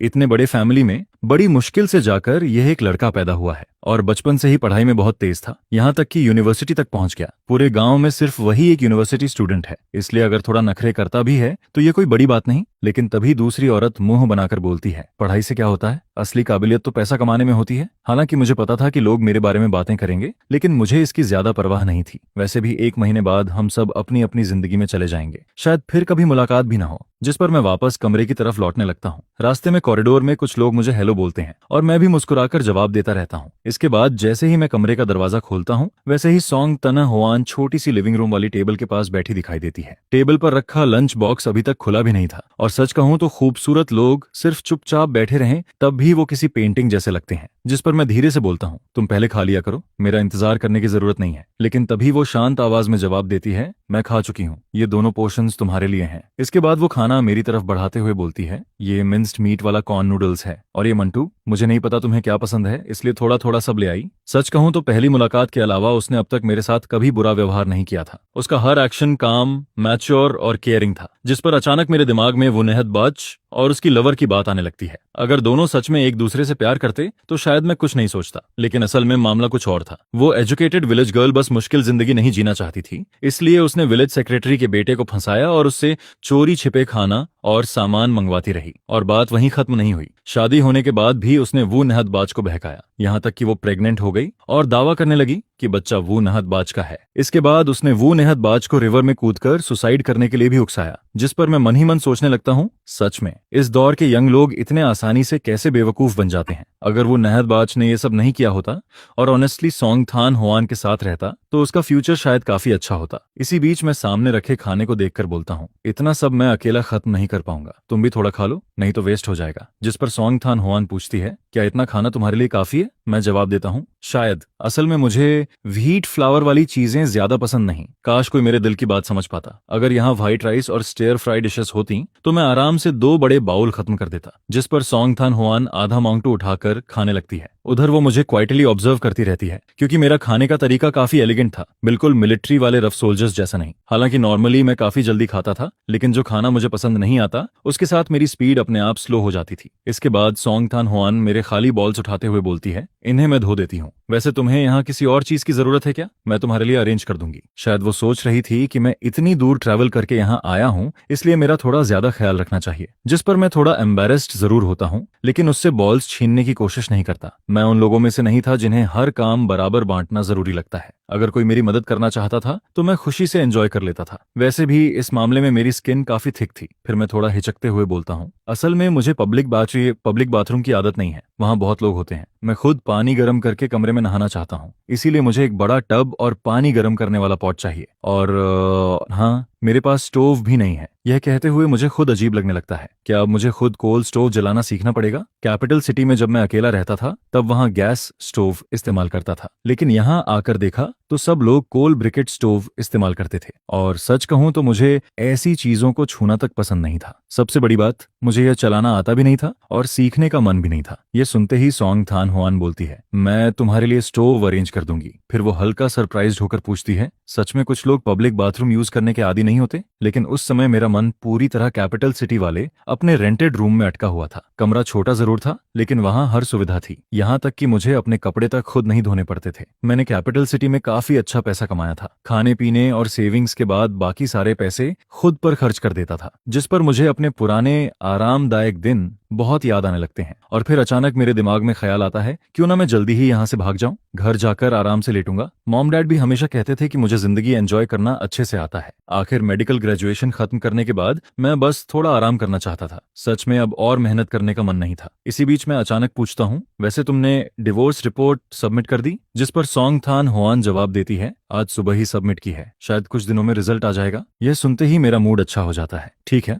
बस डिवोर्स अप्रूव हो जाए, फिर सब आसान हो जाएगा। हालांकि यहाँ की कंडीशंस कैपिटल सिटी जितनी अच्छी नहीं थी और यहाँ घर जैसी फ्रीडम भी नहीं थी, लेकिन मैं खुद को समझाता रहता हूँ कि मैं ये सब झेल सकता हूँ। फिर मैं बोलता हूँ, असल में मुझे तुमसे एक बात करनी थी। जिस पर सॉन्ग थान होआन शांत होकर जवाब देती है, बोलो। मैं तुरंत पूछता हूँ, डिवोर्स रिपोर्ट का रिजल्ट लगभग 10 दिनों में आ जाएगा, है ना? जिस पर वो सिर हिलाती है। फिर मैं बोलता हूँ, जैसे ही रिजल्ट आएगा मैं यहाँ से चला जाऊंगा। शुरुआत में मेरा प्लान था कि मैं यहाँ पूरा 1 महीना रुकूं, ताकि दोनों फैमिलीज को लगे कि हमने सच में रिलेशनशिप इंप्रूव करने की कोशिश की। लेकिन मुझे लगता है कि अगर मैं जल्दी चला जाऊं तो भी कोई बड़ी प्रॉब्लम नहीं होगी। अगर बाद में तुम्हारे फैमिली वाले पूछें तो बस इतना कह देना कि मैं यहाँ 1 महीना रुका था। हमने एक दूसरे को सीरियसली जानने की कोशिश की, लेकिन आखिर में पर्सनैलिटीज मैच नहीं हुई। बस मेरी थोड़ी हेल्प कर देना, क्योंकि मुझे डर है कि अगर मेरे फैमिली वालों को सच्चाई पता चली तो वो फिर मुझे लेक्चर देना शुरू कर देंगे। लेकिन यह सुनते ही सॉन्ग थान होआन का मूड थोड़ा हैवी हो जाता है। हालांकि मैं ये समझ नहीं पाता। फिर मैं मन ही मन सोचता हूँ, छोड़ो, वो एक मिलिट्री कमांडर है, ऊपर से सब लोग कहते हैं कि वो बहुत ऑनेस्ट इंसान है। शायद वो झूठ बोलना पसंद नहीं करती, और वैसे भी मुझे किसी पर फोर्स नहीं करना चाहिए। पुरानी कहावत भी यही कहती है, ज्यादा दोस्त होना हमेशा अच्छा होता है। छोटी छोटी बातों पर अननेसेसरी कॉन्फ्लिक्ट नहीं करना चाहिए। जिस पर सोंग थान हुआन धीरे से बोलती है, जैसे ही डिवोर्स अप्रूव होगा तुम जा सकते हो। अगर मेरे फैमिली वाले पूछेंगे तो मैं झूठ नहीं बोलूंगी। अगर कंपैटिबिलिटी नहीं है तो नहीं है, सिर्फ दिखावे के लिए 1 महीने तक रिलेशनशिप इंप्रूव करने की जरूरत नहीं। लेकिन उसके मन में एक अलग ही सवाल चल रहा था, कंपैटिबिलिटी नहीं है, आखिर कहाँ नहीं है? असल में सिर्फ डू थान ही यह सोच रहा था कि दोनों मैच नहीं करते, क्योंकि अभी तक उसकी नजर में डू थान में कोई बड़ी कमी नहीं थी। बस वो थोड़ा स्लोली खाता था और जरूरत से ज्यादा क्लीन और पिकी था। इसके अलावा सब कुछ नॉर्मल था, यहाँ तक कि अगर वो काम ना भी करे तो सोंग थान हुआन खुद सब संभाल सकती थी। लेकिन उसे बिल्कुल समझ नहीं आ रहा था कि सामने वाला आखिर सोच क्या रहा है। उधर मैं उसकी बात सुनने के बाद फिर से खुश हो जाता हूँ और तुरंत बोल पड़ता हूँ, हाँ बिल्कुल, जब मैं जाऊंगा और अगर फैमिली वाले पूछें तो बस बोल देना कि हम कंपैटिबल नहीं थे। बड़े लोग भी हमें फोर्स नहीं कर पाएंगे। यह कहते ही मेरा मूड पूरी तरह अच्छा हो जाता है। आखिर बस कुछ दिन और, फिर मैं बॉर्डर एरिया से वापस जाकर आराम करूंगा और उसके बाद कैपिटल सिटी चला जाऊंगा। मेरा सनस्क्रीन और मेडिसिनल ऑयल पहले से ही बहुत बिक रहा था। बाद में अगर मैं नए प्रोडक्ट्स डेवलप करूं तो और भी ढेर सारा पैसा कमा सकता हूं। इसके बाद मैं फिर से सोचने लगता हूं कि क्या मुझे किन्थी के हॉस्पिटल में जाकर काम करना चाहिए। वैसे भी घर से थोड़ा दूर तो है, लेकिन अगर मैं अपनी छुट्टियां बचाकर रखूं तो हर 2 महीने में एक बार घर वापस आना नामुमकिन भी नहीं है। जिस पर कुछ ही पलों में मैं अपने फ्यूचर का पूरा प्लान बना लेता हूँ। हर चीज के बारे में सोच लिया था, लेकिन सिर्फ शादी के बारे में कभी नहीं सोचा। आखिर मेरे पास 2 जिंदगी की मेमोरीज हैं और पिछली जिंदगी में डिवोर्स रेट शादी से भी ज्यादा हुआ करता था। ढेर सारे लोग तो शादी तक नहीं करते थे। उस वक्त मैं भी काफी जवान था, अभी अभी यूनिवर्सिटी से ग्रेजुएट हुआ था और बस 20 साल की उम्र पार की थी, इसीलिए कभी इस बारे में सीरियसली नहीं सोचा। फिर इस दुनिया में आने के बाद मैं पूरी तरह पढ़ाई में लग गया, जिस पर शादी जैसी चीज तो दिमाग में आई ही नहीं। स्कूल में भी मेरे पीछे पसंद करने वालों की कमी नहीं थी, लेकिन मेरे लिए लड़कियां सिर्फ मेरी पढ़ाई में डिस्टर्बेंस बनती थीं, स्कॉलरशिप पाने में रुकावट डालती थीं और मेरी अच्छी लाइफ एंजॉय करने की स्पीड को भी स्लो कर देती थीं। टाइम ही पैसा है, इसलिए मुझे अपना पूरा फोकस सिर्फ पैसे कमाने पर रखना था। फिर शाम होते ही ली होंग में खुद मेरे पास आकर मुझे अपने घर डिनर के लिए इनवाइट करती है, जिसे सुनकर मुझे थोड़ा ऑकवर्ड फील होने लगता है। अच्छा हुआ कि मेरे सूटकेस में कुछ अच्छे इंपोर्टेड चॉकलेट पड़े हुए थे। इस दुनिया में चॉकलेट सच में एक लग्जरी स्नैक माना जाता है। प्राइस काफी महंगी है और मार्केट में मिलता भी बहुत कम है, खासकर मेरा ये इंपोर्टेड पियर फ्लेवर चॉकलेट। ये सब मुझे किन्हें थी कि एक अमीर यंग मास्टर दोस्त ने गिफ्ट किया था, क्योंकि मैं अक्सर मेडिसिन ऑयल बनाने में एक्सपेरिमेंट करता रहता था, जिस पर उसके दादाजी ने मेरा ऑयल इस्तेमाल किया और उनकी कई पुरानी इंजरीज काफी हद तक ठीक हो गईं। इसी वजह से हमारी दोस्ती हो गई। उस लड़के के पास विदेशों से लाई गई रेयर चीजों की कमी नहीं थी। आखिर उसका फैमिली बैकग्राउंड ही इतना रिच था, जिसकी वजह से मुझे भी इस दौर के कई रेयर फूड्स टेस्ट करने का मौका मिलता रहता था। कभी कभी वो जरूरत से ज्यादा चीजें भेज देता तो मैं उनमें से कुछ अपने घर वालों को भी भेज देता था। इस बार मैं ज्यादा इंपोर्टेड चॉकलेट नहीं लाया था, लेकिन सब मिलाकर भी लगभग आधा बैग भर गया था। जिस पर भाभी पूछती हैं, ये क्या है? मैं मुस्कुराकर कहता हूँ, ये इंपोर्टेड चॉकलेट है, मेरे दोस्त ने गिफ्ट किया था। मैं यहाँ जल्दी में आया, इसलिए कुछ खास लाने का मौका नहीं मिला। सोचा आपको टेस्ट करवाता हूँ, इसका फ्लेवर काफी अच्छा है। वैसे भी ऐसा इंपोर्टेड चॉकलेट रोज रोज कहाँ देखने को मिलता है। ये सुनकर वो तुरंत कहती हैं, अरे ये तो बहुत महंगी चीज लग रही है, सिर्फ खाने पर बुलाया था और तुम इतना कीमती सामान ले आए, इससे तो मुझे शर्मिंदगी हो रही है। जिस पर मैं हंसते हुए कहता हूँ, कैसे हो सकता है कि मैं गेस्ट बनकर खाली हाथ यहाँ खाने आ जाऊं? मैं इतना भी शेमलेस नहीं हूँ भाभी, ये तो बस थोड़ा स्नैक है, अगर आप नहीं लेंगी तो मैं अभी वापस चला जाता हूँ। जिस पर वो जल्दी से बोलती हैं, ठीक है, अब मैं मना नहीं करूंगी, लेकिन आज रात तुम्हें जमकर खाना पड़ेगा। वैसे भी कुछ और मिलिट्री फैमिली वाले लोग भी आने वाले हैं। हमने सबको बुलाया है ताकि सब साथ बैठकर खाना खाएं और एक दूसरे से जान पहचान हो जाए। असल में दोनों पति पत्नी ने पहले से कोई बात नहीं की थी, लेकिन दोनों की सोच बिल्कुल सेम थी। वो दोनों मुझे और तोंग थान होआंग को करीब लाना चाहते थे, इसलिए डिनर पर वही लोग बुलाए गए थे जिनसे उनका रोज का अच्छा रिलेशन था। वहां battalion commander, political commissioner, deputy battalion commander और डिप्टी रेजिमेंट कमांडर तक मौजूद थे। सब लोग आम दिनों में भी काफी फ्रेंडली रहते थे। बाहर निकलकर बस खाना पीना, थोड़ी शराब और कैजुअल बातें करना ही उनका एंटरटेनमेंट था, लेकिन असली काम तो वहां मौजूद महिलाओं का था। वो सब बातें करते करते धीरे धीरे हमारी सेटिंग कराने में लगी हुई थीं और बार बार तोंग डोंग ट्रोंग की तारीफ कर रही थीं। वहां 4 भाभियां बैठी थीं और उनके साथ छोटे छोटे बच्चे भी थे। हर बच्चा गोल मटोल और गोरा था, जिन्हें देखकर तुरंत गोद में उठाने का मन करता है। टेबल पर ढेर सारे डिशेज रखे हुए थे। एक नजर में ही समझ आ जाता है कि काफी मेहनत और खर्चा किया गया है। पूरा प्लेट चिकन से भरा हुआ था, potato vermicelli stew, breast fish, wood ear mushroom के साथ stir fry meat, smoked meat with pickled vegetables, अनेक सूप तक रखा था। लेकिन मेन फूड अभी ग्रेन बन्स ही थे, बड़े बड़े कॉर्नफ्लोर माउंटू, और हर चीज पूरे बेसिन भरकर रखी हुई थी। इनमें से कुछ डिशेस तो गेस्ट्स खुद अपने घर से लेकर आए थे। आखिर इस दौर में यही ट्रेडिशन था, अगर कोई खाने पर बुलाता तो गेस्ट भी घर से थोड़ा अच्छा खाना लेकर आता ताकि मील और अच्छा बन सके। मैं भी बेवकूफ नहीं था, इसलिए तुरंत समझ गया कि ये लोग मुझे और तोंग थान हुआंग को मैच कराने की कोशिश कर रहे हैं। लेकिन शादी वाली बात मुझे अंदर से अभी भी अजीब लगती थी। मैं आराम से यूनिवर्सिटी में पढ़ रहा था और अचानक मुझे शादी के लिए मजबूर कर दिया गया। अच्छा हुआ कि सामने वाला इंसान समझदार निकला, वरना अगर कोई अनरीजनेबल इंसान होता तो शायद मेरी जिंदगी बर्बाद हो जाती। इसलिए इस डिनर के दौरान भी मैं बस मुस्कुराकर सबका जवाब देता रहता हूँ और कभी कभी मजाक में उसे छेड़ भी देता हूँ, जिस पर उसकी हंसी पूरे कोर्टयार्ड में गूंजने लगती है। उधर ब्रिगेड कमांडर के घर के कोर्टयार्ड में बाकी महिलाएं टेबल और चेयर्स लगाने में बिजी थीं। यह देखकर मुझे लगा कि मैं ऐसे खाली बैठा रहूं ये सही नहीं होगा, इसलिए मैं उठकर मदद करने जाने लगता हूं। लेकिन तभी मुझे रोक लिया जाता है, जिस पर एक भाभी कहती हैं, तुम यहीं बैठकर बच्चों को संभाल लो, हमारा काम अभी खत्म हो जाएगा। और फिर वो एक मोटे से बेबी को मेरी गोद में डाल देती है। बच्चा अभी कुछ ही महीने का था। वो अपनी गोल आंखें खोलकर मुझे देखने लगता है। वैसे तो मुझे शरारती बच्चे ज्यादा पसंद नहीं, लेकिन ऐसे छोटे बच्चे जो अभी बोल भी नहीं सकते और जिनके दांत तक नहीं आए, उनसे मुझे कोई दिक्कत नहीं होती। जिस पर मैं हंसकर कहता हूँ, ठीक है, फिर मैं मना नहीं करूंगा। फिर मैं कोर्टयार्ड में बैठकर बच्चे को गोद में खिलाने लगता हूँ। उसी दौरान तोंगथान हुआन को ब्रिगेड कमांडर खाने के लिए अंदर लेकर आता है। जैसे ही वो कोर्टयार्ड में एंटर करता है, उसकी नजर सीधे मुझ पर पड़ती है। मैं उस वक्त ग्रे स्पोर्ट्स वियर पहने बैठा था, पैरों में साफ धुले हुए व्हाइट क्लॉथ शूज थे।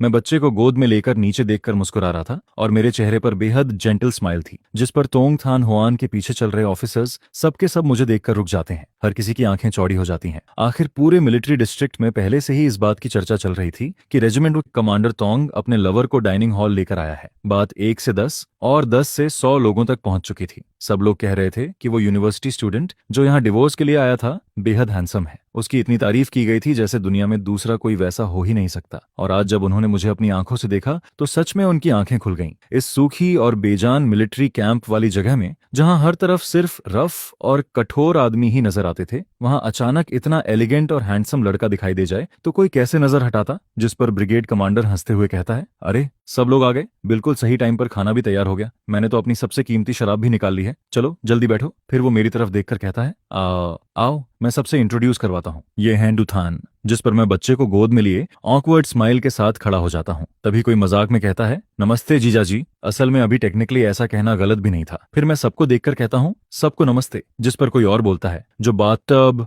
हॉट वाटर और स्टोव तुम्हें चाहिए था वो थोड़ी देर में भेज दिया जाएगा। मैं सिर हिलाकर कहता हूँ, ठीक है, धन्यवाद। इसके बाद एक भाभी मुझे गौर से देखकर कहती हैं, दूथन तुम्हारी स्किन सच में बहुत अच्छी है, इतनी गोरी और स्मूथ कैसे है? जिस पर मैं कैजुअली जवाब देता हूँ, शायद इसलिए क्योंकि मैं यूजुअली सनस्क्रीन क्रीम इस्तेमाल करता हूँ। हमारी बॉर्डर एरिया की हवा बहुत ड्राई है, आप लोगों को तो रोज धूप और बारिश में रहना पड़ता है। यह सुनकर वो तुरंत कहती हैं, अब समझ आया कि तुम्हारी स्किन बाकी लोगों से इतनी अलग क्यों लगती है, लेकिन वो सनस्क्रीन वाली चीज बहुत महंगी होगी ना? जिस पर मैं मुस्कुराकर कहता हूँ, नहीं, इतनी भी महंगी नहीं है। ये सब मैंने यूनिवर्सिटी में रहते हुए खुद एक्सपेरिमेंट करके बनाया था। थोड़ा मटेरियल खरीदकर खुद बना लिया, ज्यादा पैसे नहीं लगते। वैसे खाली समय में मैं मसाज ऑयल पर भी रिसर्च करता हूँ। चोट, सूजन या ब्रूज पर लगाने से काफी असर दिखता है। जिस पर मैं मुस्कुराकर कहता हूँ, जब मैं वापस घर जाऊंगा तब आप सबके लिए थोड़ा भेज दूंगा। इस बार इतनी जल्दी में निकला कि अपने साथ कुछ ला ही नहीं पाया। यह सुनकर एक भाभी तुरंत हाथ हिलाते हुए कहती हैं, अरे रहने दो, मैंने तो बस ऐसे ही पूछ लिया था। तुम खुद इतनी चीजें बनाते हो, उसमें भी काफी मेहनत लगती होगी। फिर दूसरी तरफ से आवाज आती है, वैसे ग्रेजुएशन के बाद तुम्हें एटा में जॉब मिली या नहीं? सुना है हमारे मिलिट्री हॉस्पिटल में अभी डॉक्टर्स की कमी चल रही है। अगर जरूरत हो तो मेरे हस्बैंड एक बात कर देंगे। असल में लिहोंग में अब मुझे यहीं रोकने का प्लान बनाने लगी थी। पहले इंसान को रोक लो, बाकी बातें बाद में देखी जाएंगी।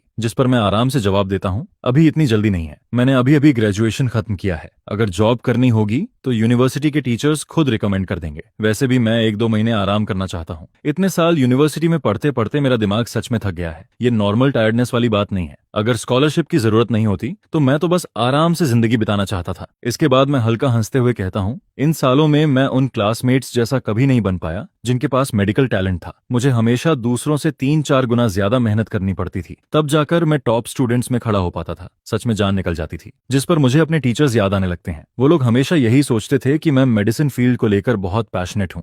हर बार मुझे देखकर उनकी आंखों में सेटिस्फैक्शन दिखाई देता था। लेकिन क्या मैं जाकर उन्हें ये कहता कि मैं सिर्फ पैसे के लिए पढ़ रहा हूँ या इसलिए क्योंकि स्कॉलरशिप मिलने से आधी से ज्यादा फीस माफ हो जाती थी। इसी वजह से टीचर्स हमेशा मुझे मेहनती, डेडिकेटेड और रिस्पॉन्सिबल स्टूडेंट समझते रहे। उन्हें लगता था कि मैं फ्यूचर का प्रॉमिसिंग डॉक्टर हूँ। सच में कितना खूबसूरत मिसअंडरस्टैंडिंग था। यह सुनकर एक आदमी तुरंत बोलता है, ऐसे कैसे चलेगा? जॉब ढूंढने में सावधानी रखनी चाहिए। अच्छी पोजीशंस देर करोगे तो दूसरे लोग ले जाएंगे। हमारे मिलिट्री हॉस्पिटल में काम करना सबसे अच्छा रहेगा। बॉर्डर एरिया में एक्स्ट्रा अलाउंस भी मिलता है। लेकिन मेरी सोच इन लोगों जैसी नहीं थी। मुझे जॉब के लिए कोई जल्दी नहीं थी। आखिर अभी मेरे पास पैसों की कमी भी तो नहीं थी। सिर्फ मेरे बनाए सनस्क्रीन और मेडिसिनल ऑनेल ही बहुत तेजी से बिक रहे थे। गांव लौटने से पहले मैं एक बड़ा बैच बनाकर आया था और किन्हित ही वाले रिच यंग मास्टर दोस्त से बेचने के लिए कह दिया था। पिछले 4 सालों में मैं 10,000 युआन से ज्यादा बचा चुका था। इस दौर में 10,000 युआन कोई छोटी रकम नहीं थी। अभी ज्यादातर लोगों की सैलरी सिर्फ कुछ दर्जन युआन ही होती थी। तभी किसी ने मुझे चुप देखकर कहा, हमारे डॉन ट्रुंगतोंग बहुत अच्छे इंसान हैं। तुम दोनों अगर साथ रहोगे तो जिंदगी जरूर अच्छी चलेगी, और अगर तुम सीधे मिलिट्री हॉस्पिटल में काम करने लगो तो और भी बढ़िया रहेगा। जिस पर दूसरा आदमी पूछता है, तुम्हारे फैमिली वालों का तुम्हारी नौकरी को लेकर कोई ओपिनियन है? मैं शांत आवाज में जवाब देता हूँ, मेरे घर वालों को कोई दिक्कत नहीं है। मैं जो भी करूंगा वो हमेशा सपोर्ट करेंगे। मेरी माँ तो कहती है कि अभी जॉब शुरू होने से पहले थोड़ा आराम कर लूं,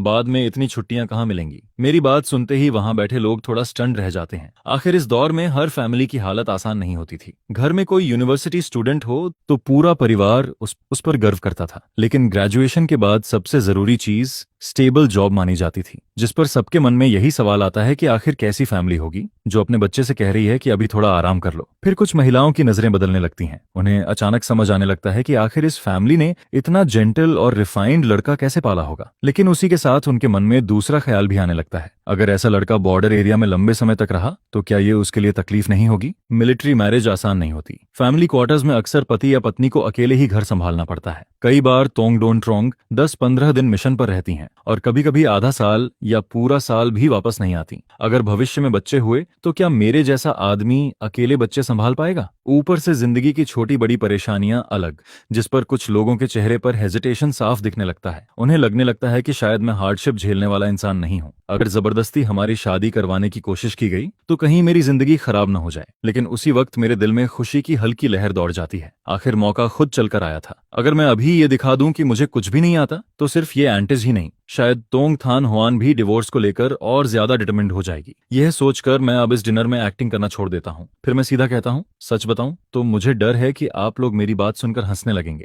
बचपन से लेकर आज तक मेरे पेरेंट्स ने मुझे कभी कोई काम करने ही नहीं दिया। अगर मैं घर झाड़ू लगा दूं या बर्तन धो दूं तो वो मेरी सिस्टर्स को डांटने लगते थे कि वो मेरा ध्यान नहीं रख रही। जिस पर मैं थोड़ा ऑकवर्ड होकर आगे कहता हूँ, मुझे खाना बनाना नहीं आता, यहाँ तक कि अपने कपड़े तक खुद नहीं धोता। यूनिवर्सिटी के समय मैं बाहर रूम रेंट पर रहता था और पड़ोस वाली आंटी को बुलाकर घर साफ करवाता था। सच में मुझे कुछ करना नहीं आता। आखिर पिछली जिंदगी में हर चीज के लिए इलेक्ट्रिकल अप्लायंसेज और स्मार्ट होम सिस्टम थे। वहां कौन खुद हाथ से काम करता था? मेरी बात सुनते ही वहां शराब पी रहे आदमी तक चुप हो जाते हैं। अगर उन्हें पहले से ये न पता होता कि मेरे फैमिली की पिछली 3 पीढ़ियां असली किसान रही हैं और मैं एक गरीब गांव से आया हूं, तो मेरी बातें सुनकर कोई भी मुझे किसी रिच कैपिटलिस्ट फैमिली का यंग मास्टर समझ लेता। जिस पर खाना खा रही महिलाएं भी तोंग ताना हुआन को अलग नजरों से देखने लगती हैं।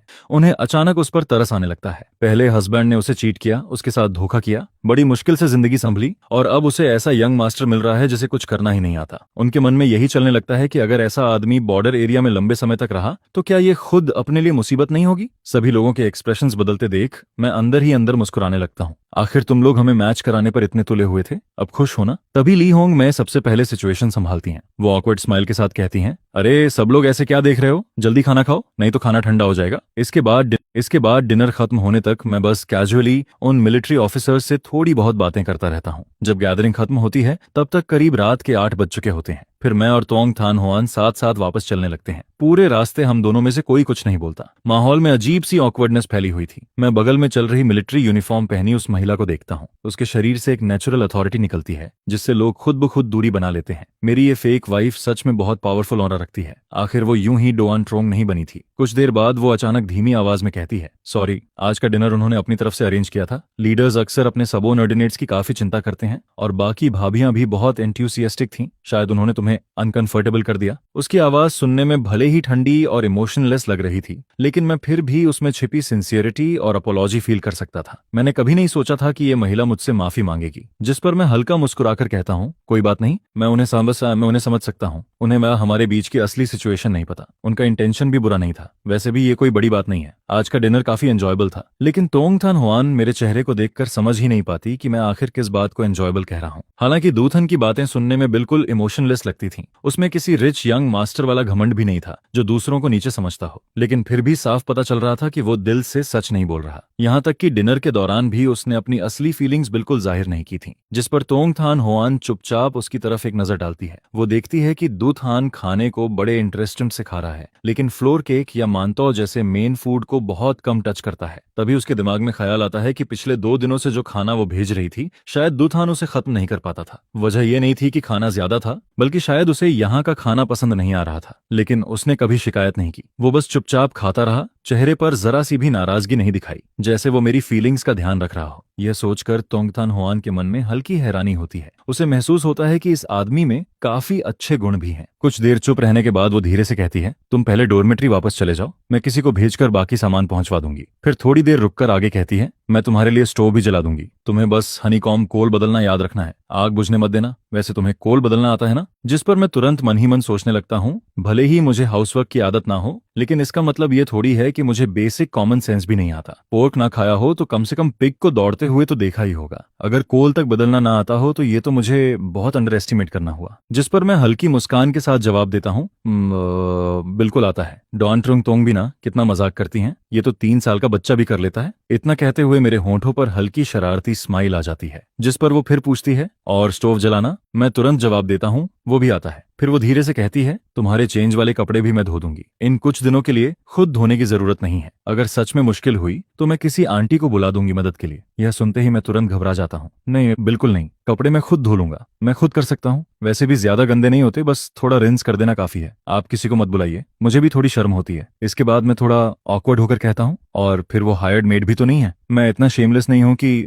आंटी से अपने कपड़े धुलवाऊं। असल में मेरे हिसाब से कपड़े धोना कोई मुश्किल काम नहीं था। बस पानी में थोड़ी देर भिगो दो, हाथ से रगड़ दो, साबुन निकालकर निचोड़ो और सुखा दो। कितना आसान काम है। फिर हम लोग फैमिली क्वार्टर्स वापस लौट आते हैं। लेकिन अंदर जाते ही मुझे अजीब सा ऑकवर्ड फील होने लगता है। जहां भी जाता हूँ लोग घूर घूर कर मुझे देखने लगते हैं। उनके गॉसिप भरे एक्सप्रेशंस देखकर मेरे पूरे शरीर में गूज़बम्प्स आने लगते हैं। जिस पर मैं ऊपर आसमान की तरफ देखता हूँ। तब तक रात हो चुकी थी। मैं पानी का टब उठाकर नीचे वाले बाथरूम में नहाने चला जाता हूँ। करीब आधे घंटे बाद मैं आराम से वापस ऊपर आता हूँ और साथ ही अपने कपड़े भी धोकर ले आता हूँ। जब मैं तीसरी मंजिल पर पहुंचता हूँ तब देखता हूँ कि तोंगथान हुआन मेरे दरवाजे के बाहर खड़ी स्टोव जला रही है, जिस पर मैं कुछ पल के लिए रुक जाता हूँ। पहले अंदर जाकर कपड़े सुखाता हूँ, फिर बाहर आकर दरवाजे पर खड़ा होकर उसे देखने लगता हूँ। उस वक्त तीसरी मंजिल के कॉरिडोर में रहने वाले कई लोग चुपके चुपके इधर ही देख रहे थे। तभी एक औरत धीरे से कहती है, डॉन ट्रोंग डुंगला बहुत केयरिंग है। आखिर सामने वाला यूनिवर्सिटी स्टूडेंट है, ऊपर से रिच यंग मास्टर जैसा लड़का। ऐसा इंसान भला ये भारी काम कैसे करेगा? यह सुनते ही दूसरी औरत तुरंत बोल पड़ती है, अरे बेकार की बातें मत करो। डूथान एकदम साफ सुथरे फैमिली बैकग्राउंड से आता है। वो असली किसान फैमिली का लड़का है। वो बस पढ़ाई में बिजी रहता था। तुम्हारे थीत दान जैसा नहीं जो हर एग्जाम में आखिरी आता है। उसका तो हर वक्त नाक बहता रहता है या मिट्टी में लथपथ घूमता रहता है। जिस पर पहली औरत भड़क जाती है, अरे तुम कैसी बातें कर रही हो? अगर तुम्हें मेरे बेटे थीत दान पर इतना तरस आता है तो उसे अपने घर ले जाओ कुछ दिन। दूसरी औरत भी पीछे नहीं हटती। मैंने गलत क्या कहा? पूरे क्वार्टर्स में कौन नहीं जानता कि तुम्हारा बेटा हर दिन मुर्गियां भगाता और कुत्तों के पीछे भागता फिरता है। स्कूल से आते ही पूरे कोर्टयार्ड में कीचड़ में लौटता रहता है। पिछले पेरेंट मीटिंग वाले दिन तो तुम स्कूल गेट से निकलते ही उसे मारने दौड़ पड़ी थी। वो पूरा रास्ता रोता हुआ भाग रहा था। देखकर ही समझ आ गया था कि फिर खराब मार्क्स आए हैं। दोनों औरतों को झगड़ते देखकर मैं कुछ पल के लिए स्टन रह जाता हूँ। तभी तोंगथान हुआन ठंडी आवाज में बोलती है, बस करो दोनों,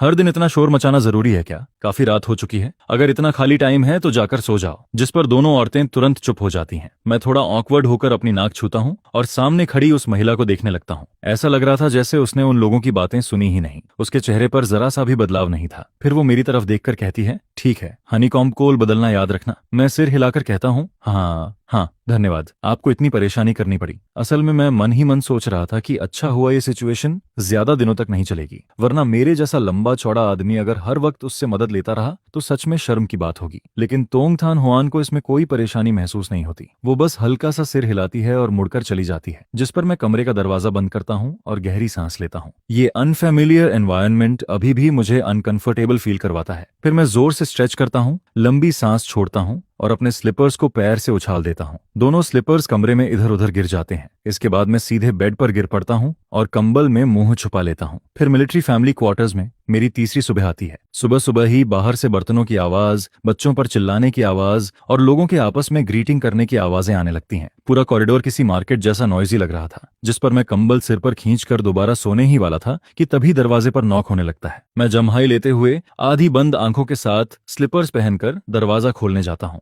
दरवाजे के बाहर तोंग थान होआन मिलिट्री यूनिफॉर्म में खड़ी थी और उसके हाथ में ब्रेकफास्ट था। मैं अपनी स्लीपी आंखें खोलने की कोशिश करता हूँ। मुंह से बस हल्की सी ओह निकलती है। इसके बाद मैं पलटकर सीधे अंदर कमरे में चला जाता हूँ। दरवाजा खुला का खुला रह जाता है और मैं बेड पर गिरते ही दोबारा गहरी नींद में सो जाता हूँ, जिस पर तोंग तान होआन हाथ में लंच बॉक्स लिए दरवाजे पर कुछ पल के लिए खड़ी रह जाती है। उसे अचानक याद आता है कि कल भी जब वो यहाँ आई थी तब दुथान दोपहर तक सो रहा था। लगता है आज का ब्रेकफास्ट लाना बेकार गया, लेकिन चूंकि वो ऑलरेडी यहाँ तक लेकर आ चुकी थी इसलिए वो अंदर चली जाती है। जैसे ही वो कमरे में नजर डालती है उसकी आंखें हल्की फैल जाती हैं। फ्लोर पर रखा सूटकेस पूरी तरह खुला पड़ा था। अंदर कपड़े अस्त व्यस्त भरे हुए थे, साथ में कई बॉटल्स और जार्स भी रखे थे, पता नहीं किस चीज के। जिस पर उसके मन में पहला ख्याल आता है, क्या ये सच में सूटकेस है? कितना मैसी है। इसके बाद उसकी नजर फ्लोर पर पड़े स्लीपर्स पर जाती है। दोनों अलग अलग दिशाओं में फेंके हुए थे। वो धीरे से अंदर आती है, स्लीपर्स उठाकर बेड के पास नीटली रख देती है, जिस पर वो मन ही मन सोचती है, दूथन सच में बहुत केयरलेस है। दरवाजा तक बंद नहीं किया और सीधे सो गया। मैं अभी भी यहाँ खड़ी हूँ, फिर भी इसे फर्क नहीं पड़ रहा। सच में चिंता होती है। फिर वो धीमी आवाज में कहती है, ब्रेकफास्ट बाहर टेबल पर रख रही हूँ, उठने के बाद गर्म करके खा लेना, या फिर दोपहर में मैं लंच लेकर आ जाऊंगी। उसकी ठंडी लेकिन साफ आवाज पूरे शांत कमरे में गूंजती रहती है, लेकिन काफी देर तक कोई जवाब नहीं आता, जिस पर वो अपनी कनपटी दबाती है और धीरे से सांस छोड़ती है। छोड़ो भी, सोते हुए इंसान से क्या बहस करनी। असल में मैंने उसकी एक भी बात नहीं सुनी थी। इसके बाद वो ज्यादा देर रुके बिना बाहर निकलने लगती है। जाते जाते वो मेरे लिए हनीकॉम कोल भी बदल देती है। उसी वक्त बाहर कॉरिडोर में सुबह सुबह गॉसिप फिर शुरू हो जाता है। एक औरत दूसरी से कहती है, मैं तुम्हें बता रही हूँ, आज सुबह जब मैं बच्चे को स्कूल छोड़ने जा रही थी तब मेरी उससे थोड़ी बात हुई। उस लड़के को देखकर लगता ही नहीं कि वो गांव से आया है। किनेथी में पढ़ाई करते वक्त उसके फैमिली ने उसके लिए अलग घर रेंट पर लिया था और उसके लिए नैनी तक रखी हुई थी। ये सुनते ही दूसरी औरत शॉक्ड होकर बोलती है, सच में? तभी तो उसकी स्किन इतनी स्मूथ और साफ है, बिल्कुल किसी रिच फैमिली के यंग मास्टर जैसा लगता है। जिस पर कॉरिडोर में खड़ी एक औरत हैरानी से कहती है, अरे उसकी स्किन तो बिल्कुल किसी यंग गर्ल जैसी है, ये तो पूरा कैपिटलिस्ट यंग मास्टर लगता है। फिर दूसरी औरत तुरंत बोल पड़ती है, अरे उसके घर वालों ने उसके लिए नैनी तक रखी हुई थी। आज के समय में नैनी रखना कितना महंगा होता है ये तुम जानती भी हो। इसके बाद गॉसिप और भी बढ़ने लगती है। सुना है उसे खाना बनाना तक नहीं आता, कपड़े धोना भी नहीं आता। उसके फैमिली वालों को बस यही डर लगा रहता है कि वो खुद अपना ध्यान नहीं रख पाएगा। ऊपर से घर में सिर्फ वही एक बेटा है, बड़ी मुश्किल से पैदा हुआ, फिर इतना पढ़ लिख भी गया। अगर तोंग थान होआन हर 10-15 दिन मिशन पर बाहर रहेगी तो घर लौटकर पैर रखने की भी जगह नहीं बचेगी। जिस पर दूसरी औरत धीरे से हंसते हुए कहती है, लेकिन लड़का बहुत हैंडसम है, बस उसे देखते रहो तो भी आंखों को आराम मिलता है। बस दिक्कत यही है कि उसे कोई काम नहीं आता। और फिर देखते ही देखते मेरे बारे में गॉसिप पूरे क्वार्टर्स में और तेजी से फैलने लगती है। हर किसी के वर्जन में नई नई बातें जुड़ती जा रही थीं। उधर इन सब बातों से बेखबर मैं अभी भी गहरी नींद में पड़ा हुआ था। जब मेरी आंख खुलती है तब तक सुबह के 11 बज चुके होते हैं। हमेशा की तरह मैं आलस में पानी का बेसिन उठाता हूँ,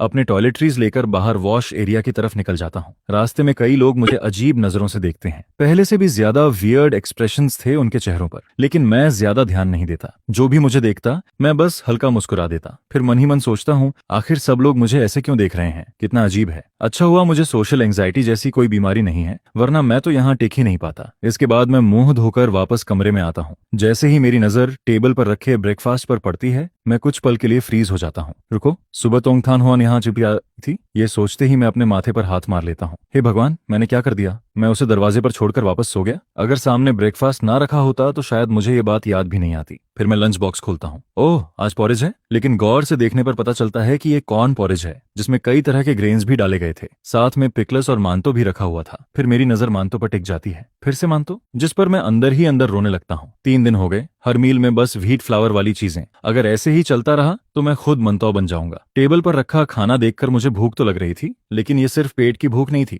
मेरा मुंह और स्टमक दोनों किसी और टेस्ट के लिए तरस रहे थे। काफी देर सोचने के बाद मैं फैसला करता हूँ, छोड़ो, अभी नहीं खाता। उस दिन तोंगथान हुआन शायद किसी काम में बिजी थी। वो ना दोपहर में आई और ना रात में, जिस पर मुझे थोड़ा सरप्राइज होता है। लेकिन फिर मैं खुद को समझाता हूँ, वो खाना लेकर आती थी, ये उसकी काइंडनेस थी। अगर नहीं आई तो उसमें भी कुछ गलत नहीं है। आखिर मैं यहाँ पिछले कई दिनों से फ्री में रह रहा हूँ, फ्री का खाना खा रहा हूँ, इतना ही काफी है। दोपहर में मैं सुबह वाला पॉरेज दोबारा गर्म करता हूँ, थोड़ा बहुत खाकर कमरे में खाली बैठा रह जाता हूँ। ना फोन था, ना टीवी, ना दोस्त और ना कोई किताब। मुझे कोई एंटरटेनमेंट ही नहीं मिल रहा था। हालांकि मुझे इस दुनिया में आए काफी समय हो चुका था और मैं धीरे धीरे एडजस्ट भी हो गया था, लेकिन इतनी बोरिंग जिंदगी फिर भी अनबियरेबल लगती थी, जिस पर मैं पूरे दिन कमरे में बैठकर लाइफ के बारे में सोचता रहता हूँ। एक कदम भी बाहर निकलने का मन नहीं करता। कभी बेड पर लेट जाता, कभी पानी पीता, कभी फिर से सो जाता। और फिर रात के करीब 12 बजे जब मैं आधी नींद में था, तभी बाहर से अचानक एक आदमी की जोरदार चिल्लाने की आवाज आती है। उसके साथ ही किसी औरत की गालियां भी गूंजने लगती हैं, जिस पर मैं तुरंत घबराकर उठ बैठता हूँ। पहले तो मुझे लगता है कि शायद सपना देख रहा हूँ, लेकिन बाहर का शोर लगातार बढ़ता ही जा रहा था। मैं पूरी तरह जाग जाता हूँ और दरवाजा खोल देता हूँ। तीसरी मंजिल के कॉरिडोर में पहले से ही ढेर सारे लोग तमाशा देखने खड़े थे। हर किसी के चेहरे पर हेल्पलेस एक्सप्रेशन था। तभी एक आंटी मुझे देखते ही कहती है, अरे छोटे भाई, तुम्हारी भी नींद खुल गई? ये चू फैमिली वाले फिर शुरू हो गए। उसकी वाइफ लूजवान हुआ अभी कुछ दिन पहले ही गांव से यहाँ रहने आई है। उसका टेम्पर बहुत खराब है। हर दिन बटालियन लीडर चू से लड़ती रहती है। पता नहीं आज किस बात पर इतना बड़ा हंगामा हो गया। मैं आसपास नजर घुमाता हूँ। कोई इरिटेट होकर शिकायत कर रहा था कि आधी रात को भी चैन से सोने नहीं देते, तो कोई एक्साइटमेंट के साथ गॉसिप सुन रहा था। कुछ लोग तो कोने में खड़े धीरे धीरे कानाफूसी भी कर रहे थे। उसी दौरान मेरी उंगलियां पैजामा पॉकेट में पड़े सेफ्टी पंच को छूती हैं, जिन्हें मैंने दिन में यूं ही पॉकेट में डाल लिया था। तभी सामने लुजवान हुआ अपने दोनों रोते हुए बच्चों को दरवाजे के बाहर धक्का देती है और अंदर खड़े आदमी पर उंगली उठाकर चिल्लाने लगती है, चुकुओंग, तुम बेशर्म आदमी, आज साफ साफ बताओ वो औरत कौन थी? अगर नहीं बताया तो मैं अब भी बच्चों को लेकर गांव वापस चली जाऊंगी। जिस पर चुकुओंग परेशान होकर जवाब देता है, बे मैं तुम्हें समझा चुका हूँ, मैं उसे जानता तक नहीं, वो बस रास्ता पूछ रही थी। लेकिन पता नहीं उसकी कौन सी बात ल्यूसन हुआ के गुस्से को और भड़का देती है। अचानक वो पागलों की तरह उस पर टूट पड़ती है। उसके नाखून सीधे चूचोंग के चेहरे पर चल जाते हैं, जिस पर चूचोंग दर्द से पीछे हटता है और रिफ्लेक्स में हाथ घुमा देता है। गलती से उसका हाथ ल्यूसन हुआ पर पड़ जाता है और बस इसके बाद सिचुएशन पूरी तरह एक्सप्लोड हो जाती है। तुम किसी दूसरी औरत की वजह से मुझे मार रहे हो? दिन में उस औरत के सामने हंस रहे थे और अब मुझे शर्मनाक बता रहे हो? चुकुओंग, आज मैं तुम्हें छोड़ूंगी नहीं। इसके बाद वो उस पर टूट पड़ती है। मुक्के, लातें, थप्पड़, जो हाथ आता उससे मारने लगती है। चुकुओंग भी गुस्से में आ जाता है, लेकिन अब कोई भी उन्हें अलग नहीं कर पा रहा था, जिस पर आसपास के लोग घबराकर बीच बचाव करने दौड़ते हैं। लेकिन किसी ने नहीं सोचा था कि गांव की औरत लू जवान हुआ की ताकत इतनी ज्यादा होगी। पूरा कॉरिडोर केओस से भर जाता है। मैं उन दोनों को देखता हूँ। उनकी लड़ाई हर सेकंड और वायलेंट होती जा रही थी।